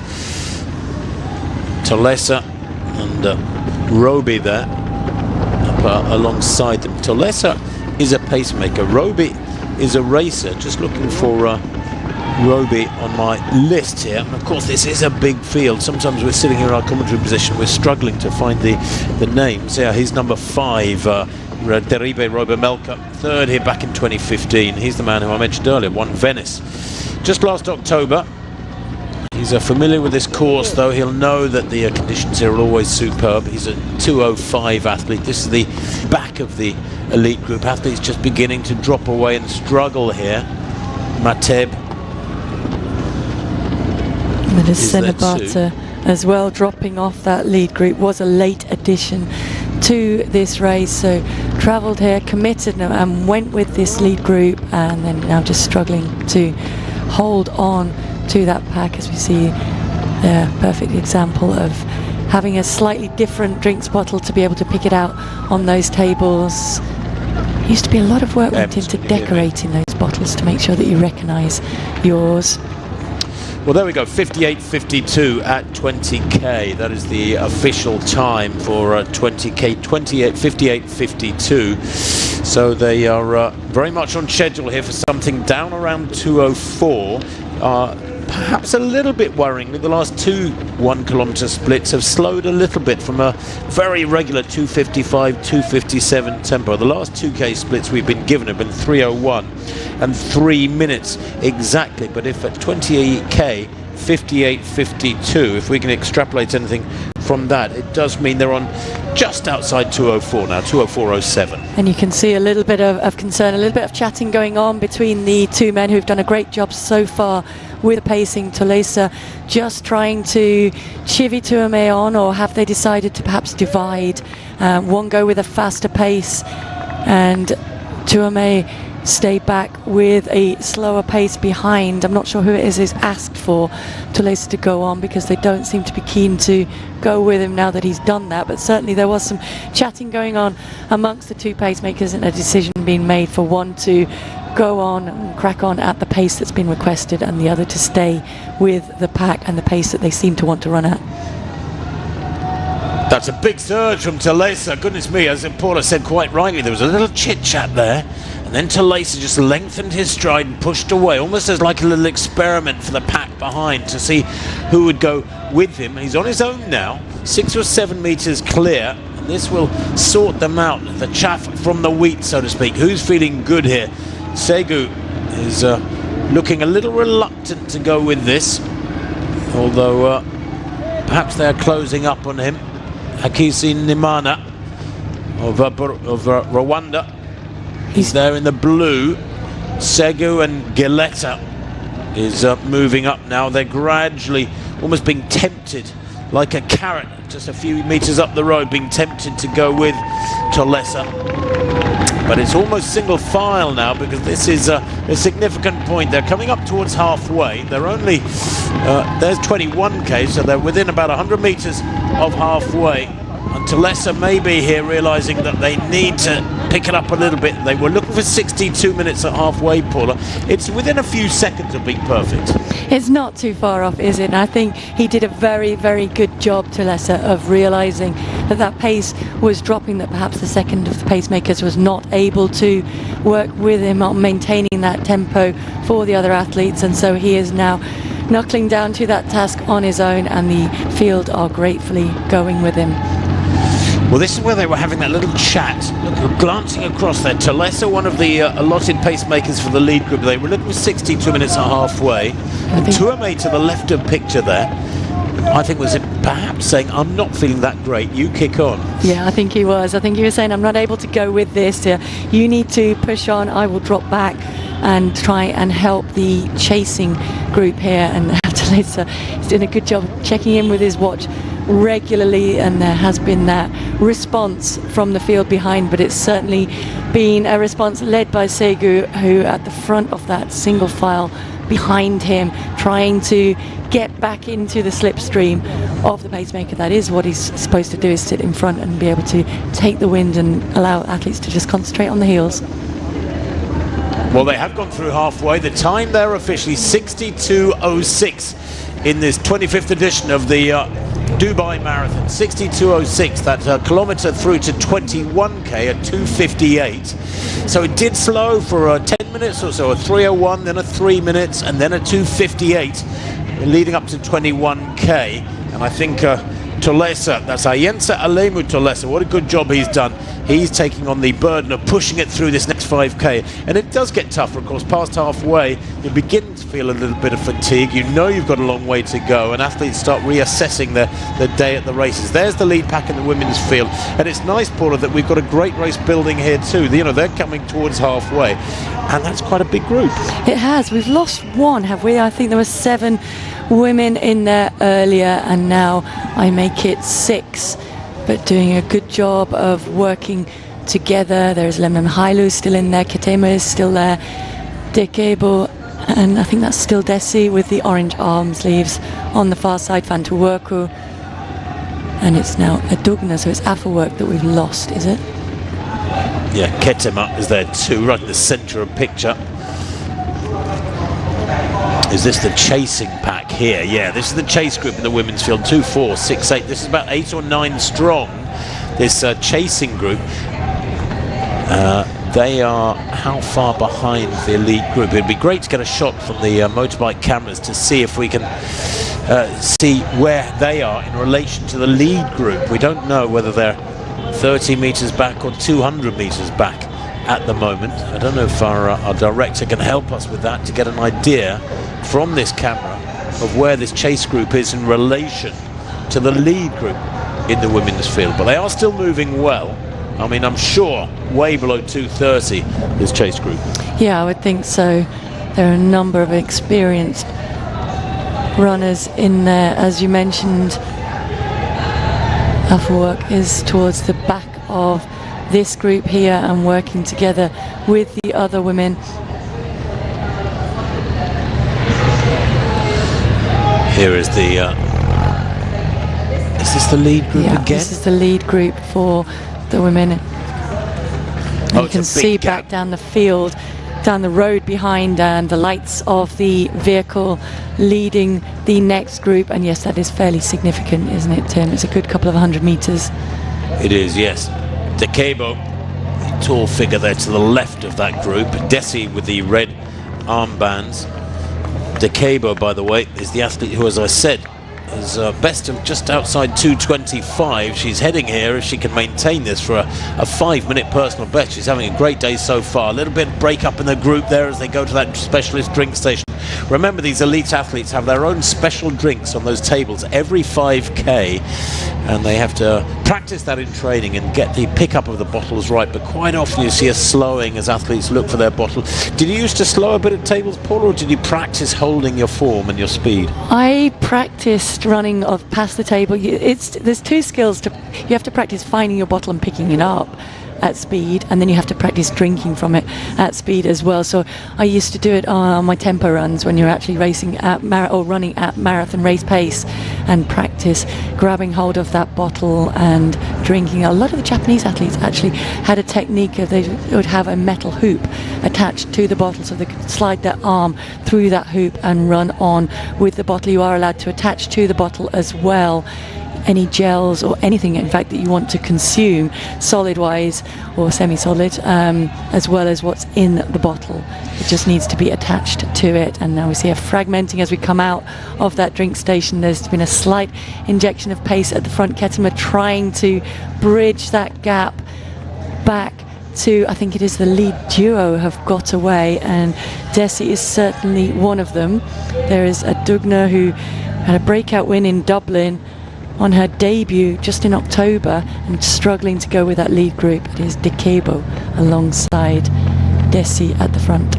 Well, we got the 20k split 65-52, and it was Decabo, Desi, Werku and Ketema, the four leading lights at that one. Werku, of course, the pre-race favourite, the 26-year-old who was 5th in Berlin in 2:21 in her debut, only running her second ever race here. Decabo there, the tall figure nearest the camera. She's the 2:25 athlete running her 9th marathon, formerly a very good half marathon athlete. And Halo, here is Halo, looks a little isolated. Is she just behind this group? Dugner is there as well. She's a 2:26 performer. Ibisi Dugner Idessa. She won Dublin, actually, the Dublin Marathon back in late October, so only a couple of months back. I wonder if she's freshened up.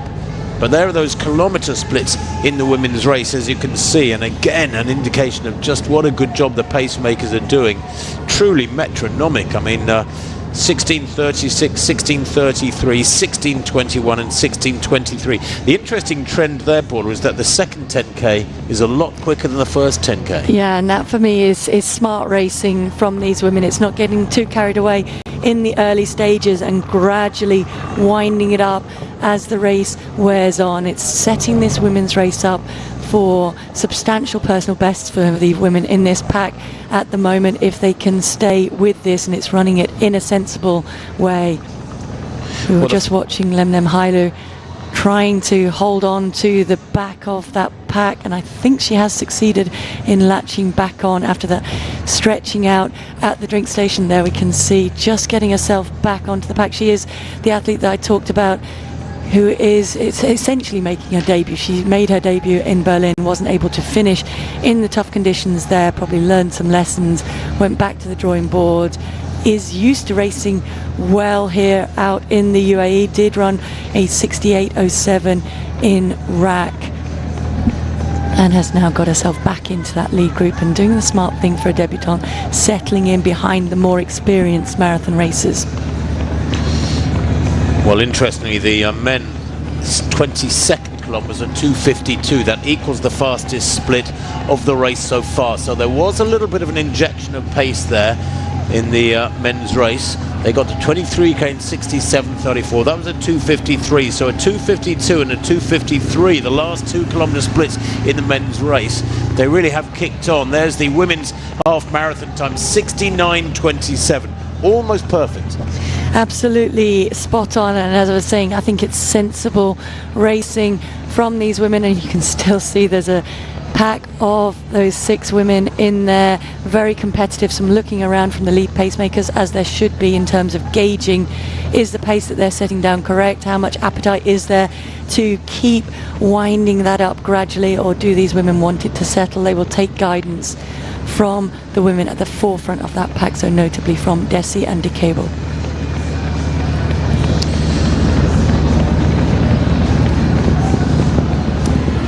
Well, the picture's so much clearer with the daylight. Who'd have thought?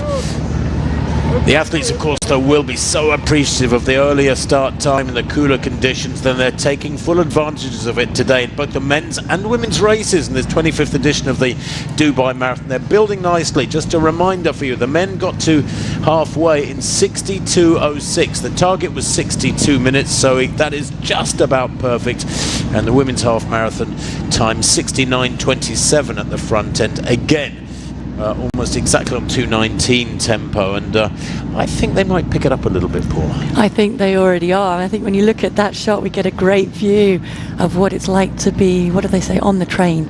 You jump on the back of the train, don't you, being led by the pacemaker, and you have the men perhaps feeling the best and the strongest at this moment slotted in behind that pacemaker, and then the others settling into that slipstream. And what you want to try and do, as it's starting to hurt a little bit more in this race, hopefully not too much at this stage, is really focus on the heels of the athlete in front and not expend too much mental energy in kind of moving around the road. Just focus on getting into that slipstream and focusing only on one foot in front of the other. At this stage, it's very simple. Well, look at this single file now. They really are shifting through this third quarter of the race,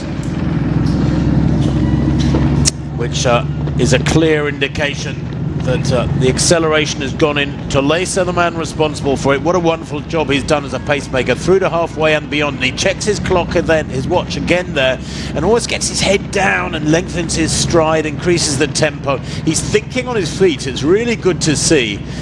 And the other athletes will be appreciating this, Paula. You know, it's a great job he's doing, although the burden seems to be all on him now. It does. He probably does train with a lot of these athletes as well, so he will know what athletes in that pack are capable of. He certainly knows the pace that they've asked for, and as you said, he's doing a very good job. As the lone pacemaker left now, he's trying to encourage someone else to come alongside and perhaps give him a little bit of a break to be able to go a little bit further, or is he going to step aside now once he's got them through? I think he is dropping back. Now he's gotten through that 25-kilometre marker. That marker passed in 73.26 there. Yeah, 73.26 is the official split, and that was about a 2:55, that 25th kilometre. So he's teasing them along here, trying to make sure they push hard through this third section of the race, the third quarter of the race. At 14:32, those last 5Ks, 14:33 officially. There it is. There are those splits for the 5K splits in this men's marathon. And well, that is really encouraging. It's the quickest of the race so far. They went out in 14:48, then a 14:39. Look at that, getting quicker and quicker through the 15K, 14:35. That 14:51 to 20K is why there were slightly worried faces approaching halfway, and Tolesa took the responsibility, grabbed the bull by the horn, so to speak, and gave it a good shake. And that's the result between 21 and 25, or 20 and 25k. He's run 14:33. That is aggressive running. I hope they don't pay for it, because that's quite an acceleration. It did, and it decimated that lead group, which was a large lead group up to that point. And the last 5 kilometers we have seen it whittle down, and now it is left to Galeta at the front. Or I think he's at the front of this lead pack. He looks around to see who he's got for company. He does have Segu is still there alongside him. I know Hadji is still in that lead group, but there aren't as many men for sure. There is the lone Rwandan still in there. There's Ikumana. There's that Fantahun at the back, and Melak. Yes, it has been sorted out by that last 5k. I think it's probably what's reduced them a little bit. Degefa and Dekeba now. Are they in survival mode? Are they comfortable? This is the chasing group.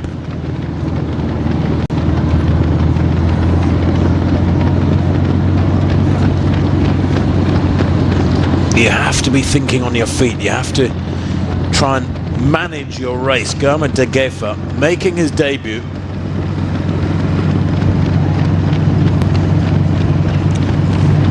Dekeba as well, trying to cope with the realization that this lead group are beginning to ease away, and there it is, 5 athletes there. Now, has Tolesa gone? Has the pacemaker gone at this stage? They've gone through 25k. He's done a wonderful job.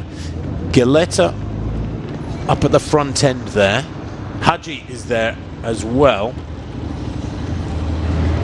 I'd say Yasin Hadji Hayato, a 30-year-old Ethiopian. Hadji to the left of picture in that shot. He's a 2:07 performer. Ran that when he was 5th in Frankfurt last October. It was a personal best for him. He ran 2 marathons. He was 3rd in Rabat last year in 2:09, but it's a notoriously slow course. Paula mentioned that he's a former World Junior cross-country champion, coached by Gemadu Dedefo, one of the foremost Ethiopian coaches. He's in what's probably the strongest marathon training group in the world. It includes the Olympic champion from Paris in the marathon, Tamirat Tola, and Cisse Lema, who won the Boston Marathon back in 2024.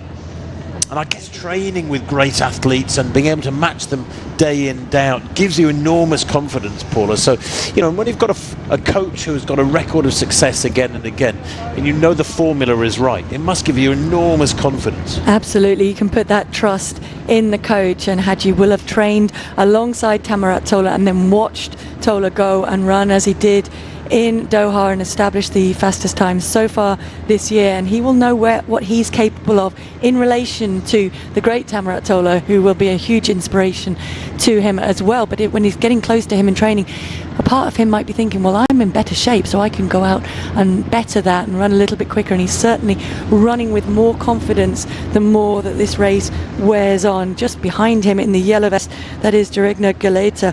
He doesn't actually have a marathon time to his time, nor indeed a fast half marathon, but he has run a 63:06 at altitude in Ethiopia, and certainly is another man who perhaps knows from the training coming into this race that he's in shape. And we can see from those splits there's been a little bit of a settling as that pacemaker stepped aside, and now a gathering, and the men look around them to see who is keen to push the pace on, and will that allow this group to grow a little and other men to work their way back onto the back of this lead group.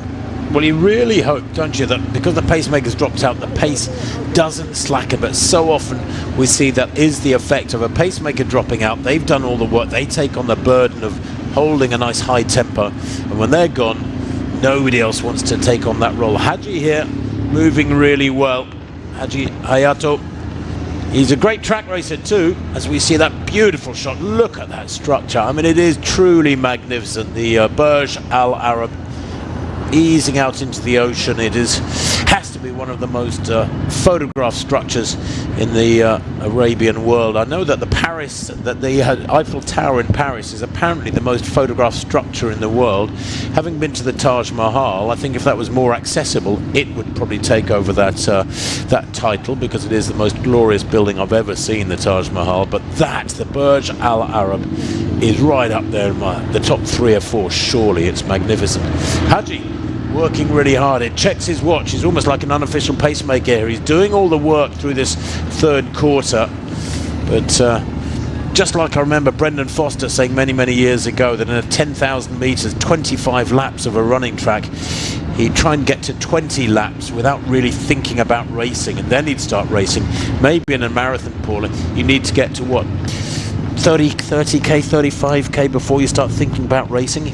I think you need to be thinking about your strategy at this point, but yes, actually thinking about what you've got left. You can't really fully gauge that until you are in those stages, so I don't think you want to be taking huge risks at this point. It has to be something that's very calculated, that you know you've done in training, and that's why I talk about being in tune with your body and knowing what it's capable of on a given day. And Haji's trying to do that now. I'm watching Hakizimana, who's lost his number, from the front, just yo-yoing up and down. He's done that a couple of times. He's trying to push on the pace, but then isn't comfortable being out the front. Is he holding his hip a little bit, or just trying to straighten out his vest there? And Melak further back down is another debutant out there. He was looking around as if to say, well, somebody take it on, because it feels like it should be faster, but I'm a debutant and I don't want to be doing that at this point. Well, the last kilometre, 3 minutes, so it had slowed a little bit the last 2 or 3 kilometres. The 26 kilometre of the 3:06, they get to 27k with a 3-minute split. In fact, we're seeing 2:57 on our computers, but we're seeing 1:19.26 at that point, and that was a 2:57 unofficially. So the pace is still strong, but Hakizimana of Rwanda, the 29-year-old, who is a 2:08 athlete, could be heading for a big personal best here today. He's on schedule for something just outside 2:04 in his 8th marathon start. He, in the light blue there, left of picture, has taken on the burden of kicking on through this third quarter. And there's the pacemakers for this elite women's field. And we've lost one, haven't we? We have lost one, yeah. It should be Dekebu, Desi, Worku, Ketema and Adugna. Adugna's gone. Adugna's gone. Is she, or is that her in the background there? There's still Desi. 5 there. There's Desi at the back.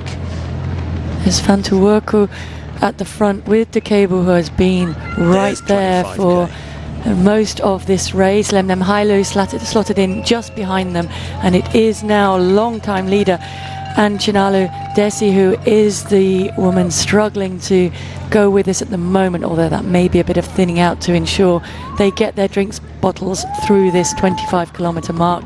25 kilometres passed in 1:22.13.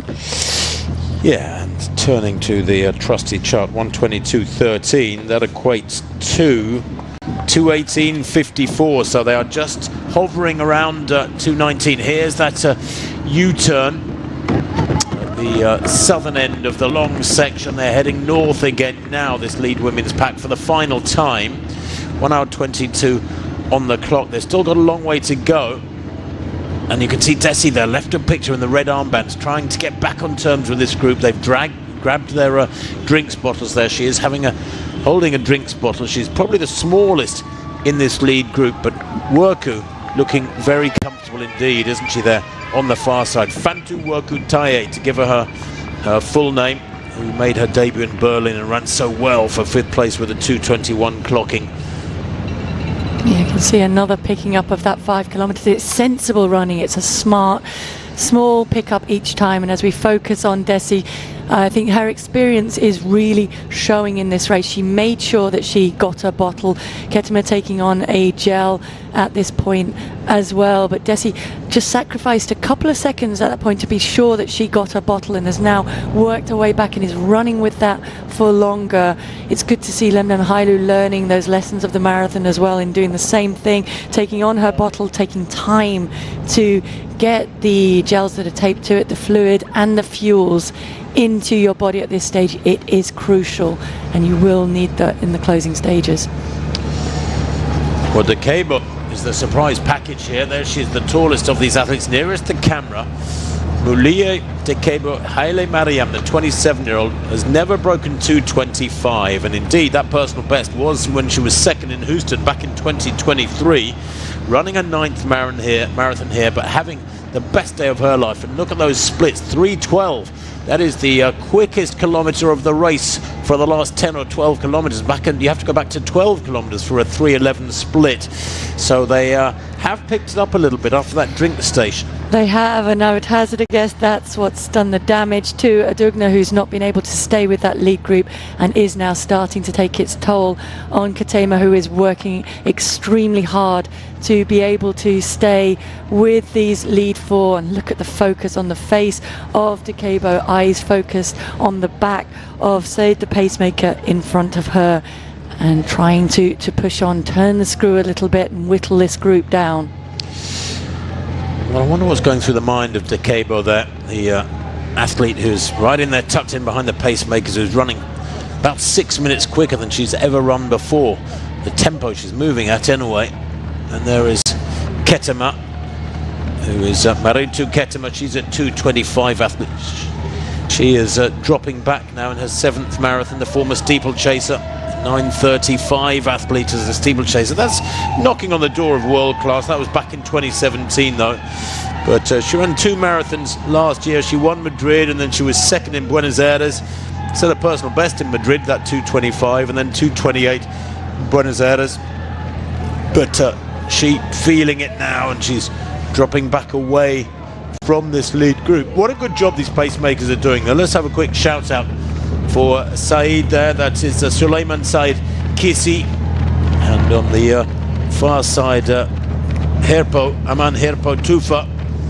They were both tasked with going out at 68.30 for halfway for this field. Well, they were almost a minute down on that. It was 69.27, but there's only so much the pacemakers can do. They can't force a pace on the women. They can just try and coax it out of them. Absolutely, and they need to really allow the women to dictate that pace to them. And as we have said, none of the women in this field had a personal best below 2:20 coming into this race. They are operating at this pace now.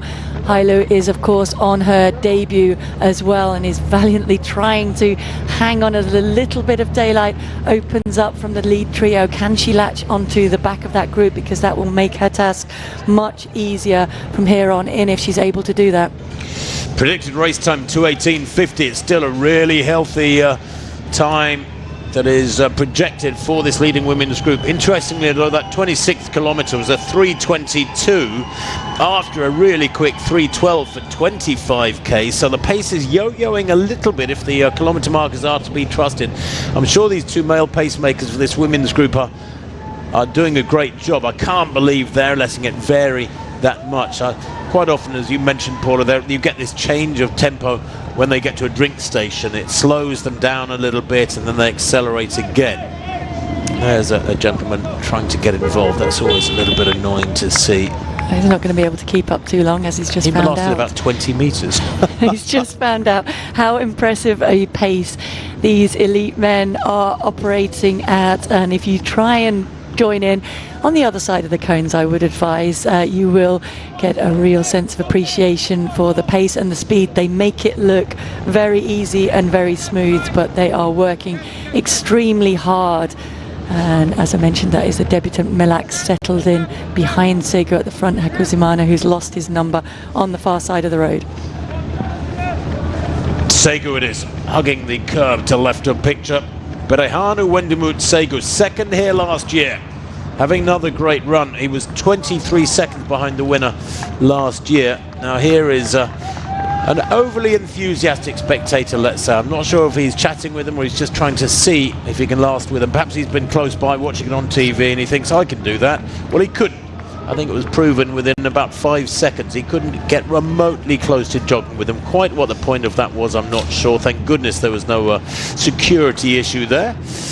But Segu it is, leading that men's race.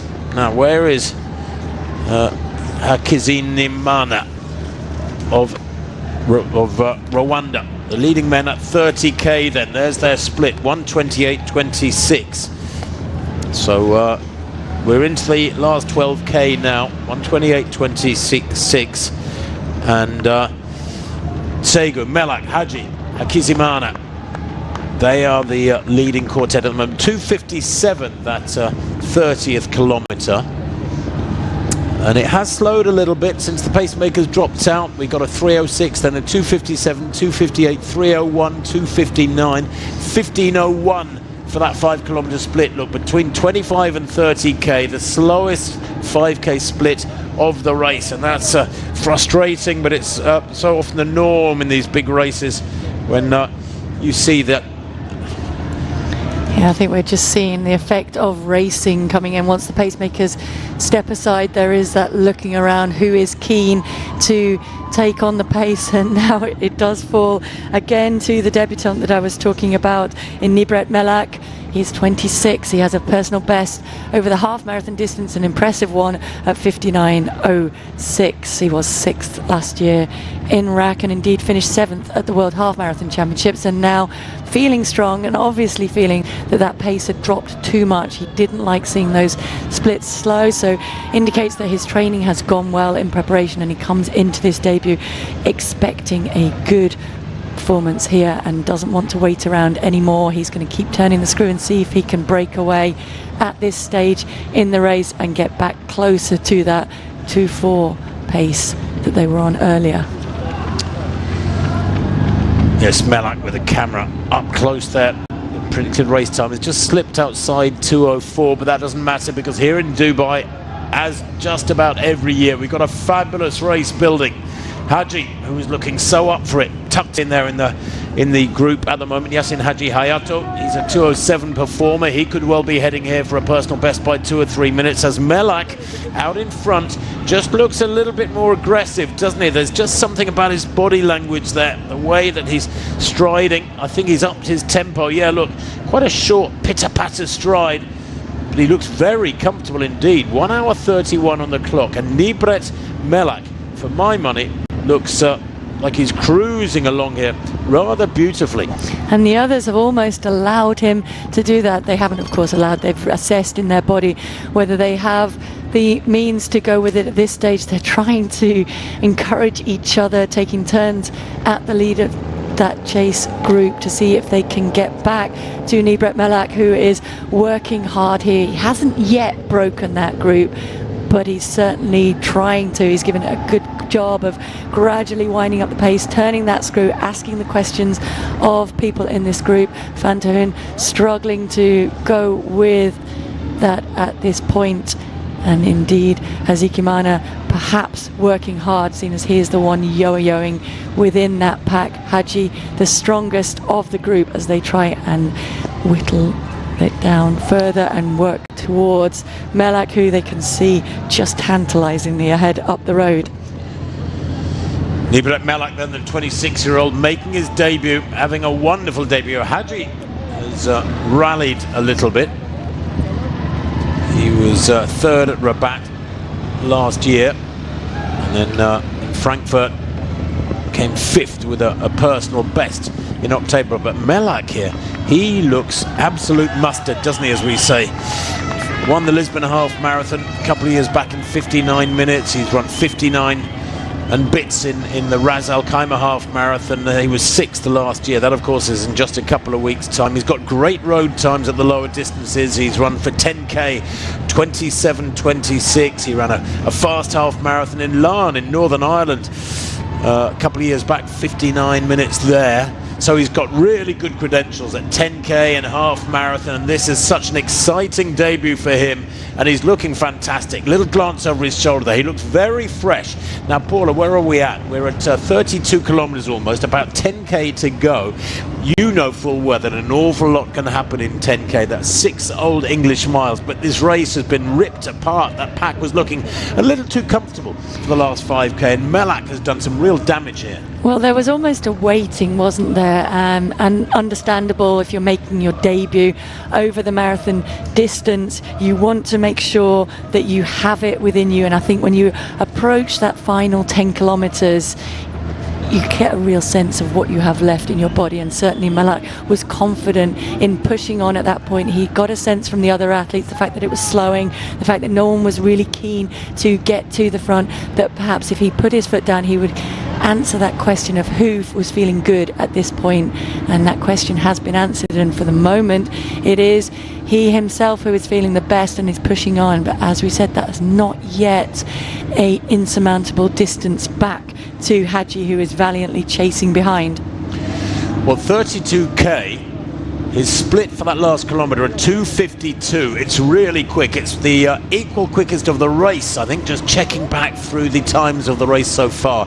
So that is what's done the damage, and a vicious acceleration. Now, it may not seem to many of you back at home watching on TV whether or that a few seconds difference in a kilometre is very much at all, but believe me, when you're working hard in the latter stages of a marathon and you're redlining, somebody suddenly accelerates by 5 or 6 seconds within a couple of minutes, then it really does make a difference. And here's the rest of them. Fantahun there, who was a late addition to the field, the Ethiopian, struggling to go with this, but Melak here has ripped this pack apart and looks so relaxed to me. He looks like he's just stepped onto the road. He does, and you get a good indication of what's left energy-wise in the athlete's system when they negotiate difficult points like that final hairpin turn. Now they will be relieved to have negotiated that and know that it is now pretty much straight running. A few turns as they come into this finish area, but otherwise it's straight running, and you could definitely see the fatigue telling. As we watch here Tafa go round, you can see the fatigue showing as they negotiate that turn. Melak went round it strongly and pushed on out of that, as indeed did the duo chasing behind him in Segu and Hadji, and they are now working together to try and stop that gap from growing any further. I don't think they're making any inroads into closing it.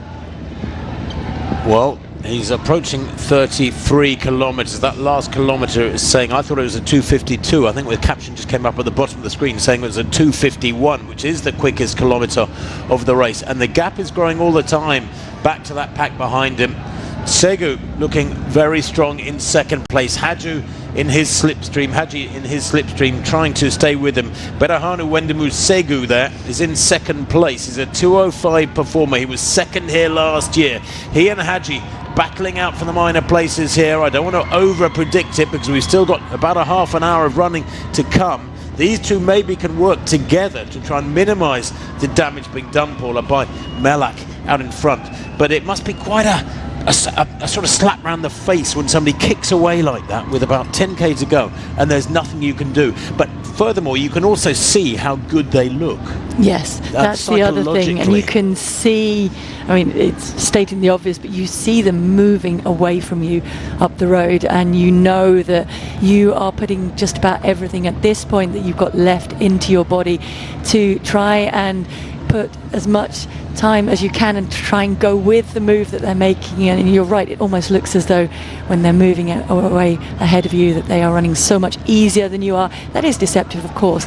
He is working extremely hard at the front, Malak, but he is having the adverse reaction in terms of he is seeing reward for his hard work, and he is hearing that gap grow if he's not seeing it, because we don't want him to turn around and look behind, but we want him to hear the footfalls and know he's moving ahead. Hakizimana is working extremely hard and not able to go with that, and that gap is growing. Well, we saw Hakizimana there, the Rwandan. He's struggling on his own. Always hard too, isn't it? It's kind of ironic that when you're in the most difficult part of the race and you're having a bad patch maybe, or just the fatigue is accumulating, you end up on your own so often. Just when you need bodies around you and a little bit of help, when you're really fatigued, that's when there is no help. And yet here we have Melak, no help for him. But he's racing against the clock now, and the gap behind him is becoming a yawning gap. Look there, left of picture.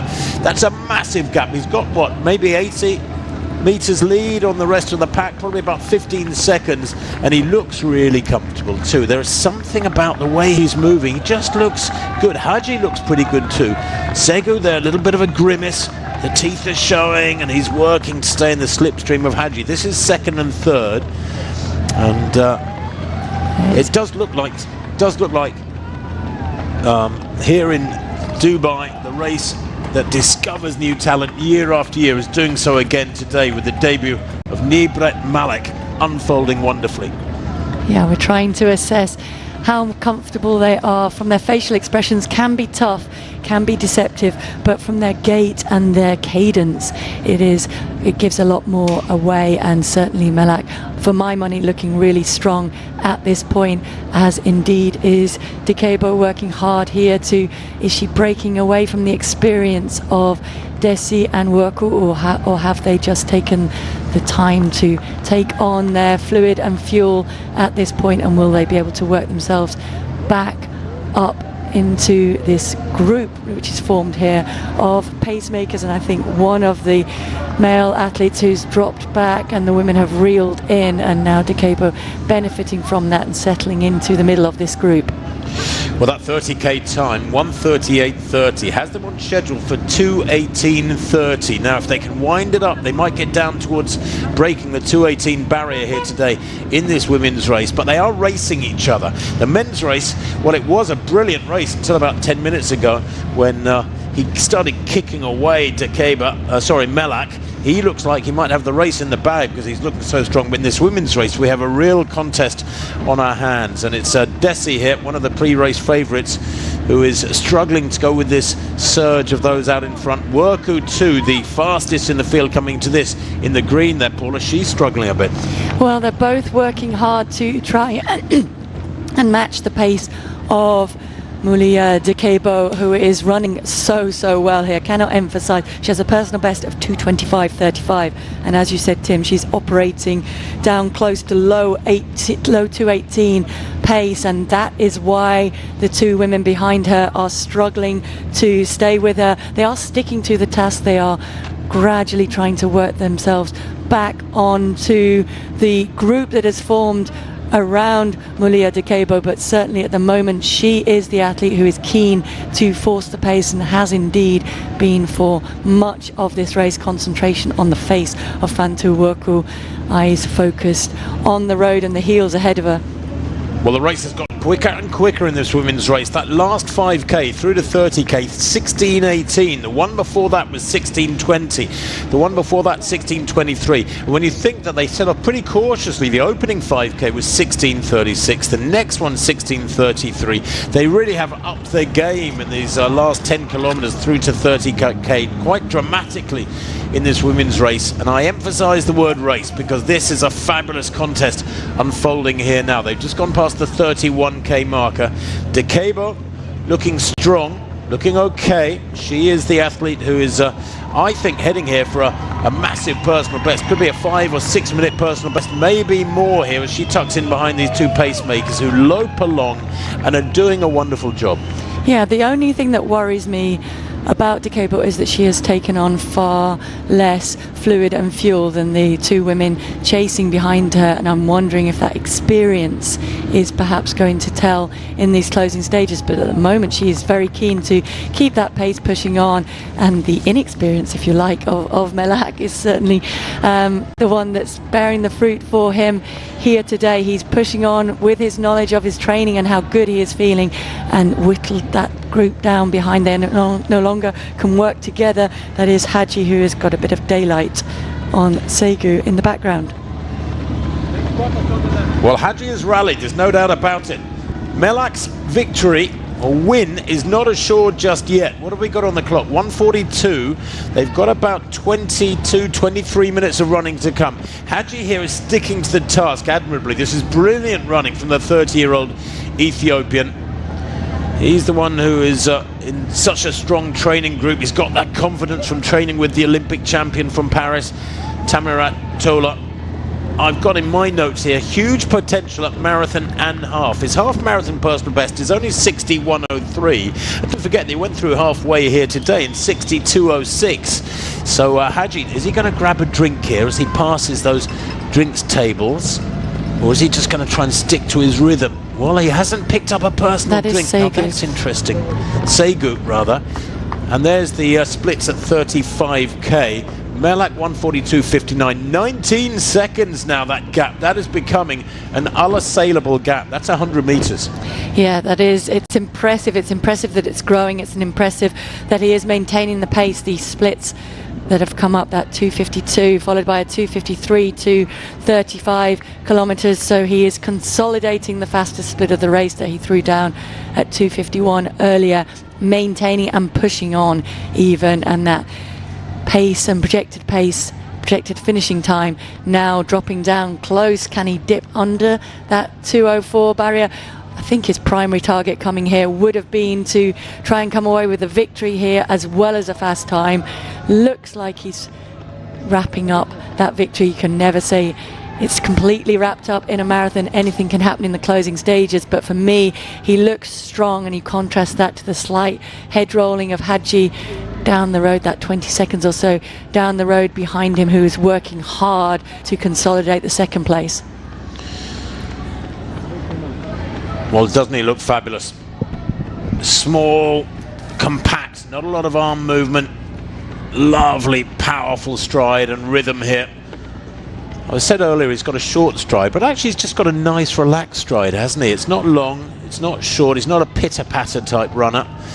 And you get some athletes who take small, fast strides, but he's just moving really well, Malak, to the left of the screen. And Decabo looking really strong. You mentioned, Paul, you're worried that she might not have taken on enough liquids, but she's sticking right in there behind that pacemaker. Now, it's an interesting one, isn't it, when you get pacemakers in women's races in the latter stages that help some athletes, and while others behind are struggling. And I have a bit of an issue with that. I always think that maybe in a women's race the pacemakers should drop out at 30k and let them race the latter stages. Otherwise you get that unfairness where some athletes have got a pacemaker and others haven't. I would agree with that. I'm not sure whether it's a concerted decision. It does look like it, doesn't it? It looks like Herpo, one of the pacemakers, has decided to drop back with Fantuwerk, who perhaps is a training partner of hers and has come into the race to pace her, and she now finds herself bested, if you like, by the two athletes in the purple vests ahead of her,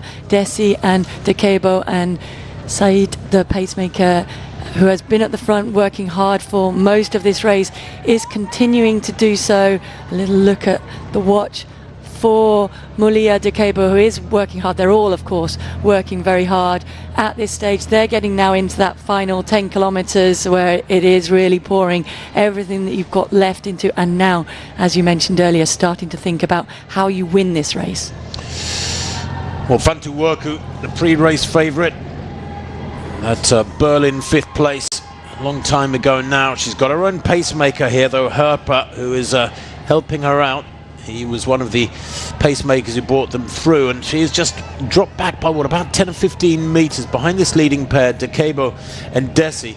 Desi, my notes say here, she could be a real danger if she's ready to step up, because Seville last year was her debut and she won. Then she won in Beijing. She's got 2 marathons under her belt so far, and she's won them both. 2:22.17 in Seville, and I presume another year since she had that was nearly a year ago. She's got a good year's training. So Desi there with the red armbands is confident. She knows how to win. Decabo here, on paper, isn't the same class of athlete, but isn't it lovely when marathons throw up the unexpected? You get somebody who's won her last 2 marathons, is a brilliant young runner, racing against somebody who's a little bit older, been around a bit longer. She's 27, Decabo, the taller of these 2 women, and yet we've got a great matchup. And we have indeed, and they're working hard. That 32nd kilometre you can see on the screen, 3:12 now. 3:13 is around about 2:17 and a half pace. That's why you see the predicted pace dropping down for the women. That's also why we see Fantuwerk working as hard as she is doing to try and go with this, because the 2 women ahead of her are being able to lift this pace coming into this final 10 kilometres and do some damage to the field without, it looks like, doing too much damage to themselves, still keeping enough in to be able to race, because neither of these women has this race won yet. This is still a fascinating battle to unfold over the next 8 kilometres or so. Well, I haven't seen them talking with each other. I haven't seen them talking to the pacemakers. The number 42 there in the background, now forgive us, we haven't got his name to go with that number, but he is just a really strong local runner, I think, or at least a late entrant to this this race. We've got 40 and 41, 46 and 47, but I haven't got a name for foot number 42, so apologies for that. But Saeed, the pacemaker there, doing a great job, as he has done now for almost 2 hours with this pair behind him. They are in single file, so they're working hard to stay with him here, and he's got to judge his effort here, because he's stretching them along here and just trying to hold a steady tempo, I suppose. But they're working hard here. They are, and I'm kind of with you at this point. It would be nice to have the pacemakers step aside and see, can the women just race amongst each other, because it's certainly helping at the moment, I think, for Decabo and for Desi, but certainly helping Decabo a little bit more, just to focus on the heels of the runner in front of her and stick to that pace, rather than if she was leading this women's group, she would have to be pushing on alone, and that's a different thing to do. It's a braver thing to do, and that's what Nibret Melak is doing in the men's race. Melak checks his watch. 1 hour 49 the clock. He's got about 15 minutes of running to come. The gap behind him has got bigger and bigger over the last 20 minutes or so. It has been a brilliant race so far for Nibret Melak, the 26-year-old, making his debut here. An established half marathon racer. He was in the Ethiopian team at Tokyo in the Olympics back in 2021, but he went out in his 5,000 metre heat. He won the African Championships 10,000 metres back in 2024, where he took a silver in the 5,000. Then he won the All Africa Games a couple of years ago over 10,000 metres. So he's an established star on the track and at half marathon, and it's all coming to fruition now here. It sounds a little bit like your career, Paula, you know, where you worked so hard for many, many years at the lower distances, then you hit the marathon with the right timing, and you find your home. Yeah, I mean, certainly there are some athletes, because you never know until you run the first marathon. You can be told that physiologically you have everything it takes to be a great marathon runner, but until you actually run one, you never know if it will be your home, as you say, and if you will be completely comfortable there. Hadji is also moving into a little bit of uncharted territory here. He's valiantly trying to stick to the task and consolidate that second place. Not really any chance of making any inroads on the lead of Melak here. In fact, you can see back down the road behind that gap that was around about 20 seconds has certainly, for my money, grown more, and he is underlining the pace at the front, Nibret Melak, with that 2:57, 2:55. So when he slows slightly, he picks it up again. Very, very focused on the road in front of him, just not waste any wasted energy. I like his running form. It's an efficient running form. Well, and you know what's really striking is how fluid he looks compared with Hadji. Hadji is working well. He's working hard to keep remotely in touch with Melak here, but Melak looks really fluid. He looks quite magnificent, with the sun beating onto his arms. The sun hasn't been up that long.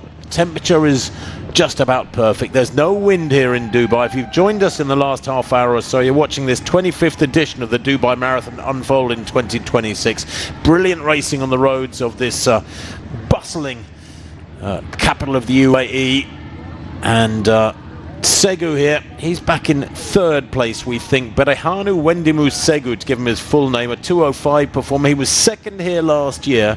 He's in third place at the moment. Back behind him there in fourth place to the left of picture is John Hakizimana of Rwanda, who is a 2:08 athlete. He might be heading for a personal best here as well. 38 kilometers on the clock, and these guys are in survival mode.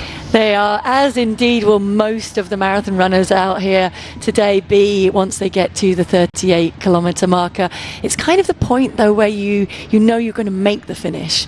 Although the fatigue is really starting to kick in, it is about going to your survival place. Whatever the technique is, whether you're running in the mass races or whether you're running in these elite races, they will have developed techniques to stay in the moment, to stay focused, and to come through these difficult stages by trusting in the training that you've put in, by trusting in the mental techniques that you've got in place, just to be able to maintain that rhythm. And the bounce is still there. If you contrast Melak with Hakizimana, you can see there's a little bit more bounce in his stride. He just seems to have a little bit more energy in the lower legs while maintaining that upper body. Well, I can't really talk, but he is maintaining it very, very still, and that's certainly helping him in these closing stages. He is moving by far the best. He looks fresh. That's what's really striking. When we know he's got great distance, great form at the lower distances at 5k and 10k on the 5,000 and 10,000 on the track and a half marathon. But it's the how impressive it is with nearly 2 hours on the clock. How fresh he looks, Melak, there to left of picture. Here to the right of picture, well, we have got a real race unfolding on our hands. There's a new character appeared, 1574. I don't know where he's come from, but maybe he's come through from behind or they've caught him. But he is a mass runner effectively. But this is the leading pair in the women's race, Decabo and Desi, having a battle royal. 1 hour 54 on the clock. They've got, what about 20 minutes of running to come, 23 or 24 minutes of running to come. There are their splits. Pretty steady, 3:10. It's picked up a little bit through to 34k. And I suppose for them, Paula, it's helpful to have these male runners around them. And it would be lovely just to see them battle out the last 2 or 3 kilometres at least on their own. Absolutely. I mean, I think number 42 will have come off the elite start and the women actually caught him during this race, whereas the other athlete in there is perhaps a lap behind on this stage. So he started in the mass race, which went off a little bit later, and now unfortunately won't be for him approaching the 35 kilometre marker or having gone through it as these women have done. And we see Worku, will she find her bottle at this station? Certainly it looks crucial for her at this point because she needs to try and maintain that, consolidate that third position that she finds herself in. It does look like the winner is going to come from one of these two women at the front, Decabo and Desi, locked in battle as they have been for much of this race. It's interesting, these were the two at the front in the early stages, even through the 10 kilometre point, pushing on the pace,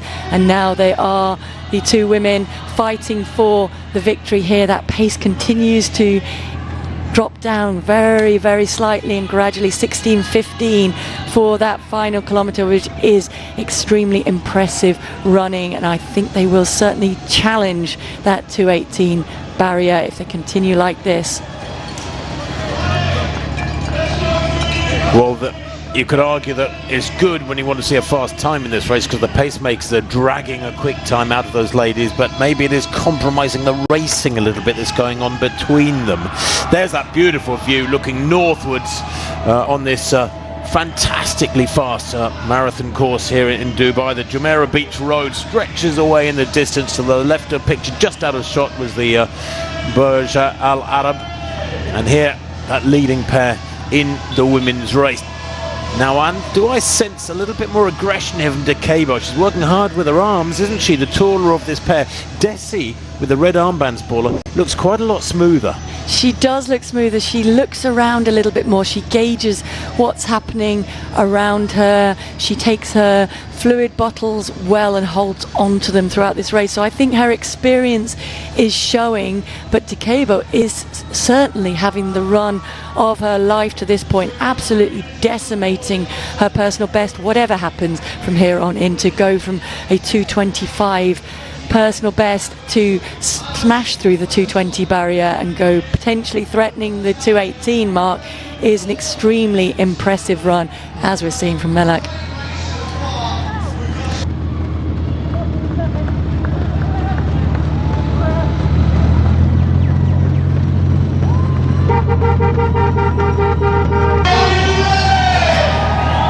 Melak, the current leader, then 1:57.37. That's the 40k clock. I think he's just gone through the 40k timing. Matt, he's just gone through. We shall see.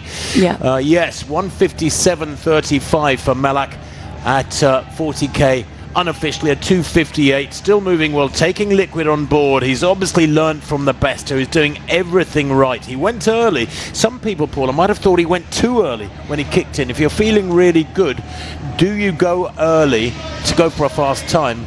Some people would say, no, it's wise to wait and hold back, don't give it away, because you risk, the earlier you kick away, the more risk you're taking that something might go wrong in the last few kilometres. But he went really early, and it's unfolded perfectly for him so far. It is, and I would argue that that shows and demonstrates the knowledge that he has from his training, the shape that he's in. He knew he had enough. Contrast his movement now with Haji, who is certainly starting to struggle. He tried to go with it.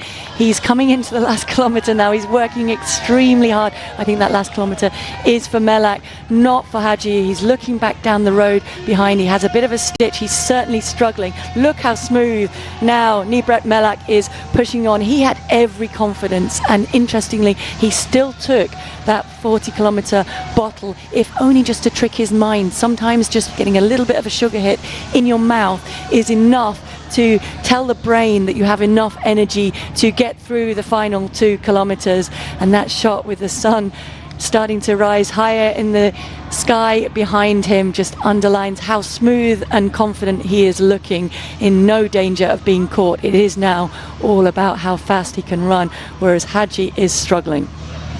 Yeah, Haji, there's a real sign. His form is going. It has looked a little ropey for a little while now. I mean, he's done well to try and ease away and secure second place for himself, but that glance over his shoulder was really telling. If you see somebody looking over their shoulder, it tells you that they're more concerned about what's going on behind them than they are about catching somebody up the road ahead of them. However, that's what he saw, a really good sight, a lovely big gap behind him there, and Haji Yassin Haji Hayato will be delighted with that, the 30-year-old.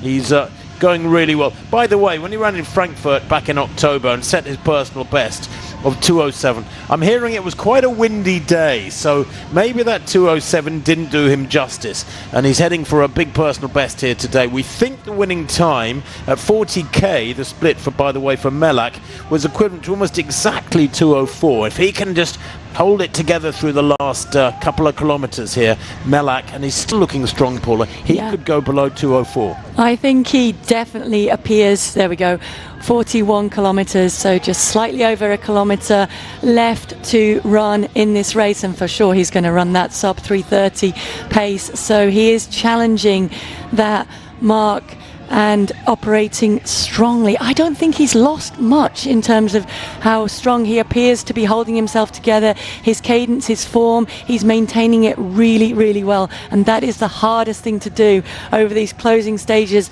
of the marathon. You're in the final kilometre, everything in your body is screaming to kind of go in different directions, and you need to be able to maintain your form, maintain your focus, and keep working hard towards that finish line, which seems to be moving further and further away.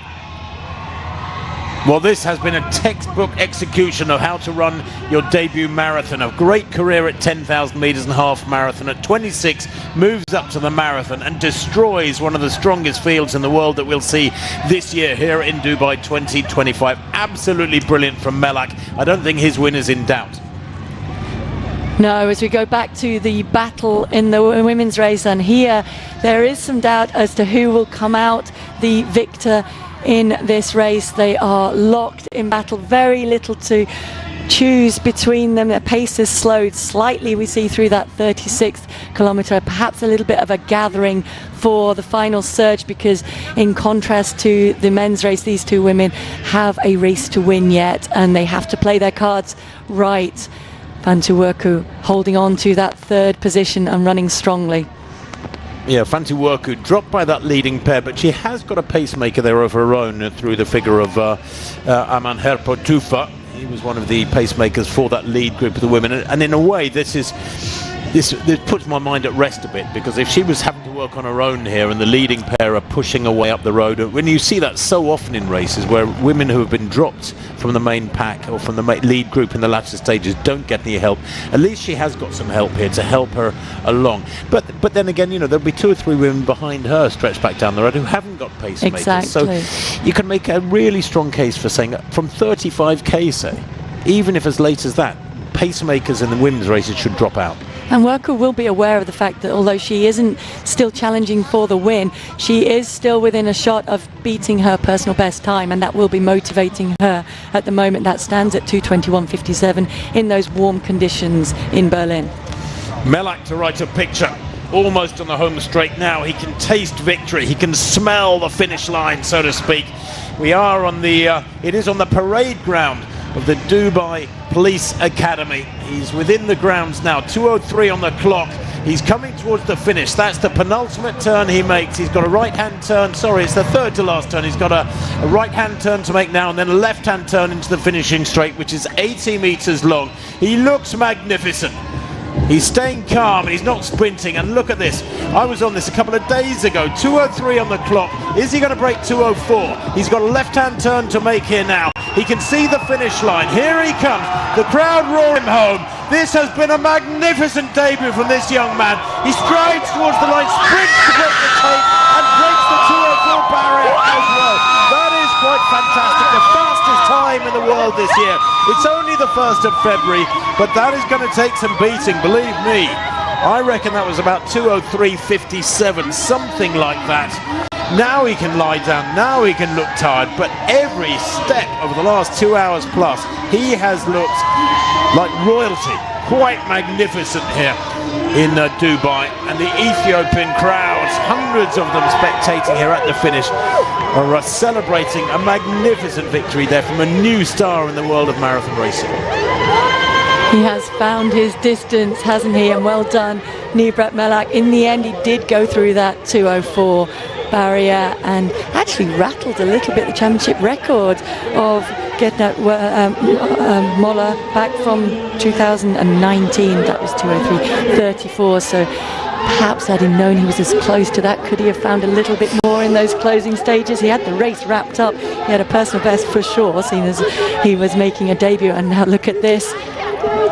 The battle, very tiring. Hadji. Now what has happened to Segu, who was in 3rd position? Has he passed Hadji? No, I think this is Hadji coming is. in 2nd place. Hadji was in 2nd place, wasn't he? Yes, he was, but he was visibly tiring. Well, he's got a gap. Maybe Segu, who's wearing number 2, has got his own problems. There's no sight of him yet, as Yasin Hadji Hayato is in the home finishing straight. And here, in fact, is Akizin Mana. I think he's in 3rd place, so has something befallen Berahanu Wendimu Segu, as here comes the man in 2nd place, Yasin Hadji Hayato, a 2:07 performer before today, but this I think is going to be a magnificent run for him, and it's going to be a personal best as he crosses the line in 2nd place by almost exactly 2 minutes. A fantastic run from Hadji, and that is a run, a really strong run too, from Hakizin Mana of Rwanda. He was a 2:08 performer before today, and he's just come home in about 2:06.02 unofficially, something like that, very, very close to the 2:06 barrier. He has just taken the Rwandan something like 2 hours 15 seconds off his lifetime best. A brilliant run from him has come through for 3rd place. And here is the battle for the minor places as some of the other men come through the Police Academy grounds. Ayana battling away here, and Ayana Gizelo Abeje Hayana, he's a 2:07 performer. He too against Fantahun. Fantahun, the taller of the pair, gets to the line first. I think they're 5th and 6th, but they both run big personal bests. Goodness me, what a day. They have taken advantage of the great pacemaking and the wonderful conditions here. And the 2:07 just clicks by on the clock, and I think we've got 7 or 8 home. We have, and we've seen some huge personal bests. Molalin Fantahun there has just knocked about 7 minutes off his personal best. That stood at just under 2:12. That's insane. Like coming into this race, so he has smashed that and committed to the race as well. Contrast that to Ayana, who came through a little bit later. He's taken a minute or so off his personal best. I think we will have perhaps a record for the number of personal bests set here today. We did talk about the fact that conditions were conducive to those good times today, and it's good to see that Ethiopian support squad out in strength as always here in Dubai. Hear them chanting long before the runners approach the finish line and celebrating another Ethiopian victory and a stunning debut from Nibret Melak. But that initial fatigue after crossing the line has gone. Here is the form of Nibret Melak. Ethiopia have done it again. Dubai has done it again. It has unearthed a massive talent in this young man. He's only 26 years old. His debut here today was a stunning victory for him. Former track star, former half marathon star, now the fastest man in the world this year in the marathon. And I wonder where he'll be in a few months' time when more races have clicked through, when the Bostons and Paris and Londons and Rotterdams have come by in April. He might still be at the top of the rankings. And I'll tell you what, he's going to be in demand because there's more in the tank, Paula. I mean, he looked fantastic. He looked like he's got another couple of minutes in the tank. He did. Hachi looked as though he was working extremely hard, but you have to say hats off to him for holding it together as he did, because he was visibly struggling over that last couple of kilometers, extremely tired crossing the line. And a little bit of that is the fact that when you win the race you get a little bit of extra bonus energy, don't you? So no matter how tired you are, it always feels a little bit better to be that first across the line. But Melak did a much better job at holding his form together and really raising the pace gradually that final 10 kilometers and coming out on top. $80,000 for the winners here today, $40,000 US for second and $20,000 for third. The total prize purse is over $330,000 for the men's and women's races. Same prize money, of course, for the men and women.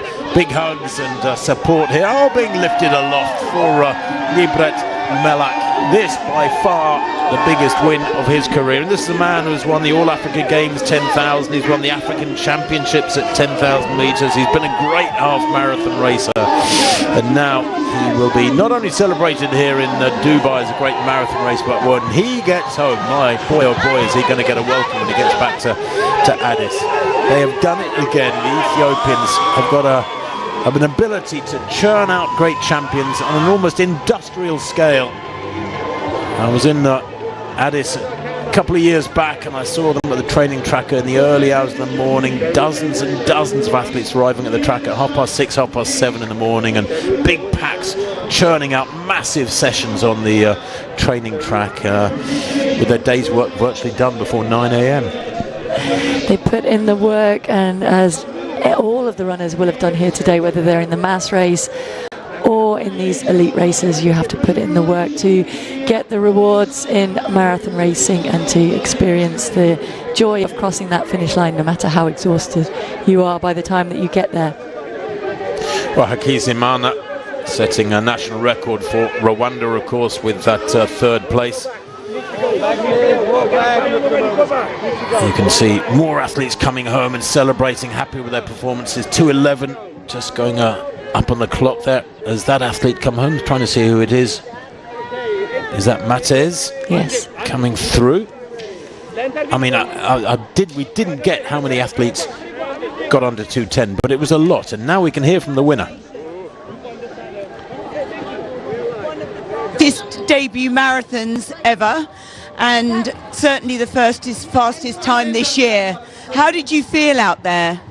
የዚህ ዓመት ፈጣኑ ማራቶን የሮጥከው ደግሞ የመጀመሪያ ማራቶን ተሩጦ የተመዘገበ በጣም ፈጣኑ ሰዓት ነው። ምን ተሰማ? እጅግ በጣም ደስተኛ ነኝ። በቂ ዝግጅት አድርጌ ነበር። ያሰቡትን በማግኘቴ እጅግ በጣም ደስ ብሎኛል። I am so happy right now. I get what I want. I was prepared for this. I am really happy for this win. At about 32 kilometers, you put in a very fast kilometer, I think 2:51, something like that, and you broke away, but you carried on with that pace. You must have felt extremely strong. ከ32ኛው ኪሎ ሜትር በኋላ ነው ፈጥነህ የወጣው። በጣም ፈጣን ሩጫ ነበር ያደረከው። በጣም ጥንካሬ ተሰምቷል ማለት ነው። እንዴት ነበር ውድድሩ?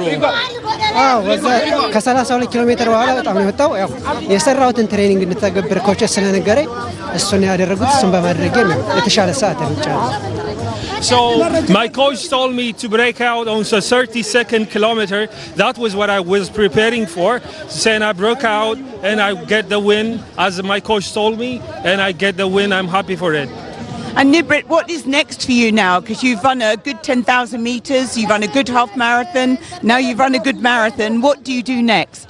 ቀጣይ ምን ታስባለህ? ጥሩ 10,000 ሜትር ሮጠሃል። በጣም ፈጣን የሚባል የማራቶን ድል አስመዝግበሃል። ቀጣይስ ምንድነው የምታስበው? ያው ቀጣይ ከዚህ የተሻለ ሰርቼ ያው ክብረ ወሰን ለማሻሻል ነው የምዘጋጀው። ይህን እንደማድረግም አሰልጣኝ ጋር ጥሩ ትሬኒንግ እየሰራው ነው። ሰብራለሁ ብዬም ተስፋ አደርጋለሁ። So in the coming years I am preparing myself to break world records. Me and my coach are doing the same thing to register a good time. So my plan is to break world record. We look forward to that very much. Congratulations. ይህንን ደግሞ ወደፊት እንደምታደርገው ተስፋ እናደርጋለን። መልካም እድል። እኔም አመሰግናለሁ። አመሰግናለሁ። He's thanking you so much. Thank you. Well, I think he said there he hopes to break the world record in coming years. I love that ambition, and I tell you what, it's not necessarily overly optimistic, Paula, because he looked magnificent this morning, running in the 2:03s.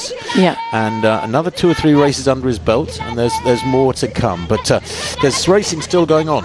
There absolutely is, and we had mentioned a couple of times that it was Ancinalo Dessi who was keeping her powder dry, if you like, was sitting at the back of that pack, not making any moves, but when she has made a move, it has been decisive in this race, and she has eked out a lead, not yet a winning lead, but certainly a lead that appears to be growing over Mulia Decebo behind her, who is operating in significant personal best territory, her personal best in those 225 range, and she is now operating close to 218 if they have maintained the improvements in pace that they were putting on, or indeed if they're steady, they're still around that 218.5. Indeed, there is the 41 kilometre marker passed, so inside the last 1.2 kilometres of this race for Ancinalo Dessi. Yeah, well, we said about 15-20 minutes ago she was looking really good, tucked in behind her main rival, Decebo, and so it would seem to be the case. She has kicked in here with about 10 minutes to go and has eased away from Decebo, and here is the battle for the minor places, and there's challenges going on for athletes. Is that in fact Decebo she's catching there? Wow. No, I think this is a replay back of what happened. So this is obviously the 40k drinks marker, drinks position table, and Decebo has tried to take on fluids, and it's her body rebelling because she is operating in that territory where every part of your body is rebelling, and that's why you saw the fluids coming back up. She hasn't given up though, she is rallying. Dessi took advantage of that weakness there as she was noticeably struggling to push on and eke out this gap. Has that really grown? It appears to be maintaining, and there can be about 500-600 metres of this race left perhaps at this point. Well, she hasn't got the race won yet. There is chasing going on, but Decebo here with 2:15 on the clock surely is going to break 2:20. This is going to be a personal best for Dessi here, rather, by about 3 minutes, maybe more. It's only her third marathon. She's been a half marathon specialist for the last 3 years. She's run so consistently a half marathon. 3 times she's run in the 67s, 3 times in the 68s, 4 times in the 69s. Fabulously consistent as a half marathon racer. Last year she won Seville, and then she won in Beijing, and this is going to be another win. And Paula, a 100% record of victories after 3 marathons under your belt. That is very rare indeed, and you know, joining the sub 220 club by a big chunk, barring disaster in these next couple of minutes. Again, we're seeing, while it's not her debut, we're seeing Dubai here today discovering another massive talent. And I think she's underlined her potential moving forward by the manner of her victory as well. She kept it moving in the early stages, was right up the front of that pack, and then settled back, didn't make any big moves until the decisive one, when she was able to take advantage when she saw weakness in her rival, push on and forge ahead, and is now forging further ahead as she senses that finish line growing ever closer, a little bit more of a spring in her step, and Decebo sticking well to that task because she's come through that bad patch and handled it really, really well. Well, last year in the women's race, the Ethiopians filled the places from 1st through to 16th. And yet again today they're going to have the top places on the rostrum, of course. But Ancinalo Dessi with Decebo in the background there, the foreshortening effect is somewhat, it fools you a little bit. The gap is fairly big between these two. I don't think Dessi's victory is under threat here, but it is going to be a massive breakthrough for her. She's punched through the 220 barrier, still looking bouncy, still looking strong, as she negotiates these last 2 or 3 turns in the police academy here, and she's got about 100, maybe 200 meters to go. Dessi here still got targets. Will she finish as strongly as did Melak to take that men's title? There is the second place at Decebo, who is herself heading for a massive personal, but she will knock about 7 minutes off her best. Desi here, and Chinlu Desi, the 23-year-old, she's still a youngster. She's going to knock about 4 minutes off her lifetime best as she roars towards the finish line here. It's going to be a magnificent win for this young woman. Yet again, her third marathon, her third victory here at the 2026 Dubai Marathon. 2:18:32 unofficially, a massive time, the fastest in the world this year by some 3 minutes or so, overtaking the winning time in Doha of Gizahen, 2:21:14. It's an Ethiopian double once more in Dubai, but Paula, wow, what a day at the races for these relatively new names in the world of marathon racing. Melak, a debutant, wins the men's, and Chinlu Desi, a third consecutive victory for her at the marathon distance. And Worku, I think, coming home there, is that for third place? Dekeba we didn't see coming across the line. The pre-race favourite, Fantu Worku, but she too runs a massive personal best, down around 2:19:10. Yeah, so that's almost, well, 3 minutes almost that she's taken off her personal best. We did mention that was run in the heat of Tokyo where she had struggled, but she was dropped fairly early on in the closing stages of this race and stuck to her task really, really well, obviously knowing that she was on track still for a strong race and a personal best, and extremely impressive racing from Anchinalu Desi. I think really a lot more to come from this woman when she has the courage to perhaps go out a little bit quicker, because she had a lot left in those closing stages. Race that race to win it rather than searching for a time, I think. Well, 2:18:31, the unofficial winning time there. She's a former track star. She's a fabulous athlete. Is Desi, half marathon specialist years gone by. Served her apprenticeship at the lower distances, and as she said, she feels really ready for a good run here today, and indeed she does just that. Having won in Seville last year and Beijing, she racks up another victory. And times, I suppose, Paula, less important than winning. You know, if you look at the purity of the sport, you say, no, win your races, win your events, the times will come. But when you win in a super fast time as well, a massive personal best, it's the full set, isn't it? It is, and that's why perhaps if you're to choose between the two victories today, Melak's is that tiny bit more impressive, because on his debut he had the bravery to push on from 32 kilometres, to know that he had more left in him, and to go in search of that fast time on his debut does indicate he has more to come in the future. But as I said, very wise racing from Anchinalu Desi, who did what she needed to do to come away with the victory, and was rewarded with a big personal best too. Well, it does prove that when conditions are perfect, the athletes will deliver. Race director Peter Connaughton has got to be incredibly happy with his two winners today. The fast times to many men getting a long way under 2:10. Several women, I lost count, I don't know how many, but at least 3, I think, getting under 2:20 in the women's race, and that is still a very significant barrier in the world of women's marathon running, even though the world record now is supposed to be below 2:10, but of course Negetic getting busted after that time in Boston back in 2024. Here is Desi's winning form. Kip Kemboy there having a tough day at the races, being beaten by the women's winner. Focused, absolutely focused all the way to the line. Never run any track, but we know she's got good speed, a really good 10k in Valencia a couple of years back. And keeping very, how should we say, controlled there, keeping the emotions. Yeah, I think they came out in the closing strides as she crossed the line, but maintaining that focus and also looking very, very composed down that home straight, almost reminiscent of, I know it was Worku who's spoken about her idol, Doratu Tulu, but she would stay extremely relaxed and composed, even when she was really struggling inside, and Desi was able to do that, giving nothing away to her rivals.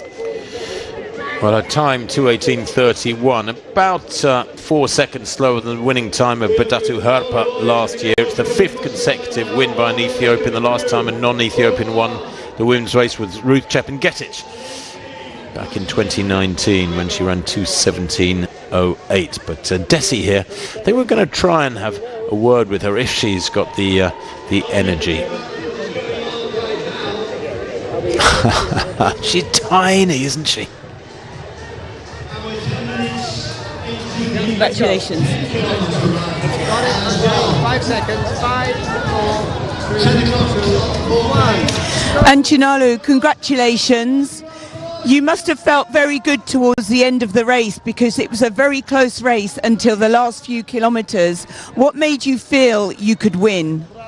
እንኳን ደስ አለሽ አንቺናሉ በመጀመሪያ በጣም ጥሩ ስለራስሽ የተሰማሽ ነበር ማለት ነው እስከ መጨረሻዎቹ ኪሎሜትሮች ድረስ በጣም በጋራ ሆናችሁ ነበር ስትሮጡ የነበረው አሸናፊ እንደምትሆኚ ምን አይነት ስሜት ተሰማሽ ወደ መጨረሻው አካባቢ ወደ መጨረሻው እኔ አሸንፋለሁ ብዬ ተስፋ ነበረኝ እግዚአብሔር ይመስገን አሸንፌያለሁ በማሸነፌ ደስ ብሎኛል So during the last race of the race, the last part of the race, I was feeling confident. I was feeling I can win this race. I am so happy that I won this race. Thanks to God, I won this race. I'm happy for it. And what is next for you? Are you looking forward to your next competition? That must have given you a lot of confidence. ቀጣይስ ምን ታስቢያለሽ? ይሄ ውጤት መቼም በራስ መተማመንሽን ጨምሮታል። ምንድነው የምታስቢው ወደፊት? ወደፊት ሜጀር ማራቶኖችን እንዳሸንፍ ከእግዚአብሔር ጋር እየሰራው አሸንፋለሁ ብዬ ተስፋ አደርጋለሁ So in the future I want to do major marathon runs. I want to win the major marathon runs. If God's willing, that's my plan. And you must be thrilled with a personal best of 4 minutes, I think, in the end. Did you feel as if there is more still to come? የግል ፈጣን ሰዓትሽን በጣም ነው ማሻሻል የቻልሽው ይሄንን ማድረግ በመቻልሽ ወደፊትስ ከዚህ የበለጠ ከዚህ የተሻለ ነገር ማድረግ እንደምትችይ ይሰማሻል አሁን ይሰማኛል ፈጣን ሰዓቴ ይሄ ነው እርግጥ አሁን ሶስተኛ ማራቶን ይሄ ነው ሶስቱም አንደኛ ዊነር ነኝ በዚህ ደስተኛ ነኝ Yeah, I'm feeling I can do a bit more. This is my third run. All of my runs I have won all of my 3 marathons. So I'm feeling confident and I can do more. An Ethiopian women's marathon running is looking very strong at the moment. There were 3 of you quite close together. Are you excited about the future? የኢትዮጵያ ሴት ማራቶን አትሌቶች በጣም ጥሩ የተሰማችሁ እንደሚሆን ተስፋ አደርጋለሁ ምክንያቱም በመጨረሻ 3 የወጣችሁት በጋራ ናችሁ ወደፊት ለኢትዮጵያ ሴት ማራቶን ጥሩ ነገር እየመጣ እንደሆነ ይሰማሻል ይሰማኛል ማራቶን ላይ ኢትዮጵያ ሁሉም አሸናፊ ነው እና ደስተኛ ነኝ በዚህ Yeah, I'm feeling confident that Ethiopian marathon runners are all winners. So I'm feeling confident, I'm feeling good about the future, about the prospect. A big congratulations. Thank you. እንኳን ደስ አለሽ በጣም Thank you. Absolutely brilliant there, yeah, lovely smile when she realises the interview is over. I think it was a bigger smile than when she crossed the line. But she's got to get used to being interviewed because she keeps winning. This is Werku, the pre-race favourite. Now, did she finish in 3rd place, I think, Werku? She's working hard. But again, a massive personal best for her. Several women under 2:20 today. And some consolation there. If you're not going to win, then running faster than you've ever run before is quite some way of giving yourself consolation. Definitely, and she stuck to her task, perhaps knowing, I think, that she was as close as she was to that personal best. Well, the sun is up. There is still no wind. Look at those flags top right of your picture. It's absolutely a glorious morning here in Dubai. It's still only not even 8:15 local time here. Now we can have a look. There is the result of that women's 25th edition of the Dubai Marathon. What a race it was. The Ethiopians, of course, dominating. And Chinelu Desi, 2:18.31, the best of all of them. Decabo, fabulous too. Werku, 2:19.08. The first 3 going under 2:20. Plenty of personal bests there, I have to say. But Desi, a class apart today. Decabo having stomach problems in the last few hundred metres. And Paula, it's a rather intimidating almost for the rest of the world, isn't it, when you see that strength in depth of the Ethiopians.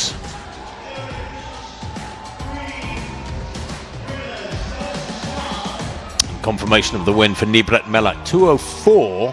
Well, I'm surprised at that. I thought he got well under 2 hours 4 minutes today, but maybe that is the correct time. Yasin Haji, 2:05.52. Look at that, the first 6 men under 2:07 here today. A national record for John Hakizimana of Rwanda, 2:06.04. A fabulous 3rd place for him. But Malak was a class apart, winning by almost 2 minutes. That is stunning. It was all done over that final 10 kilometres with that brave attack just around about the 32 kilometre mark. Nibret Melak, I wonder what this year holds for him. He'll be tempted, I'm sure, by offers to do the big races coming up in London and Boston and so on. Maybe he'll wait until the quick races of the autumn period, the Berlins and Amsterdams of this world, where, of course, quick times, quick courses are beckoning like today. But to win by 1 minute 52 seconds on your debut is quite astonishing. That was a rare victory. Quality of the victory. Well, I do hope you enjoyed these elite races half as much as we have. The Ethiopians, of course, and there are tens of thousands of them here in UAE. They come here for the work, for the employment, but they also enjoy themselves. And boy, oh boy, they're enjoying themselves here this morning on the grounds of the Police Academy, the parade ground of the Dubai Police Academy. And there has to be a shout out too for the Dubai Sports Council, who have supported this race so well over the years, celebrating their 20th anniversary. Just recently, their strategic plan to increase participation here in the UAE in sport for the locals as well as the expats, the foreign workers who come in, is an ambitious one. And you have to be ambitious in this world. Dubai itself is an ambitious place, isn't it, Paula? Every year we come back, there are more gleaming towers poking up into the sky. Our hotel, the Seal, is the tallest hotel in the world. It's been a magnificent venue for us these last few days and for these athletes. I think we're going to see some celebration tonight. I think we will, I'm sure we will. And just to underline, again, it's a city and a race that has grown so much over the previous years, and I want to wish the very best of luck to everybody still out there taking part, be it in the 10k that's about to get underway, the 4 kilometres, or in the mass marathon. Be inspired by the outstanding performance of this man, Nibret Melak, and congratulations to him on a stunning debut. Well, you can only make one debut, so you'd better get it right, and boy oh boy did he get it right today. That unofficial winning time, the official winning time is 2 hours and 4 minutes. I could have sworn he went well under 2 hours 4 minutes here today, but clearly the timing system knows best.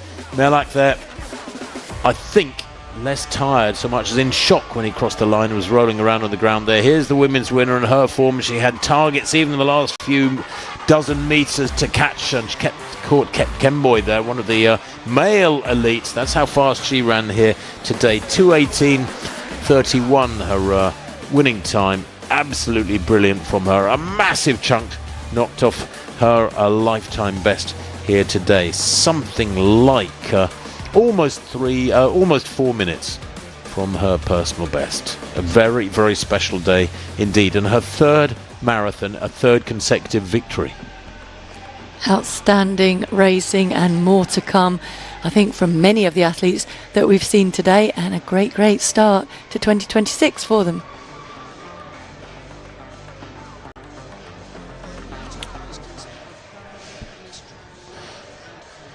Well, it has been a magnificent day of elite racing. The thousands in the full marathon, in the 10k and the 4k will be out on the roads of Dubai for some hours yet, but there's a lovely shot on which to end our coverage. The Burj Al Arab pushing out into the ocean, quite magnificent, and it pretty much symbolises how special today has been here. Paula, a final thought?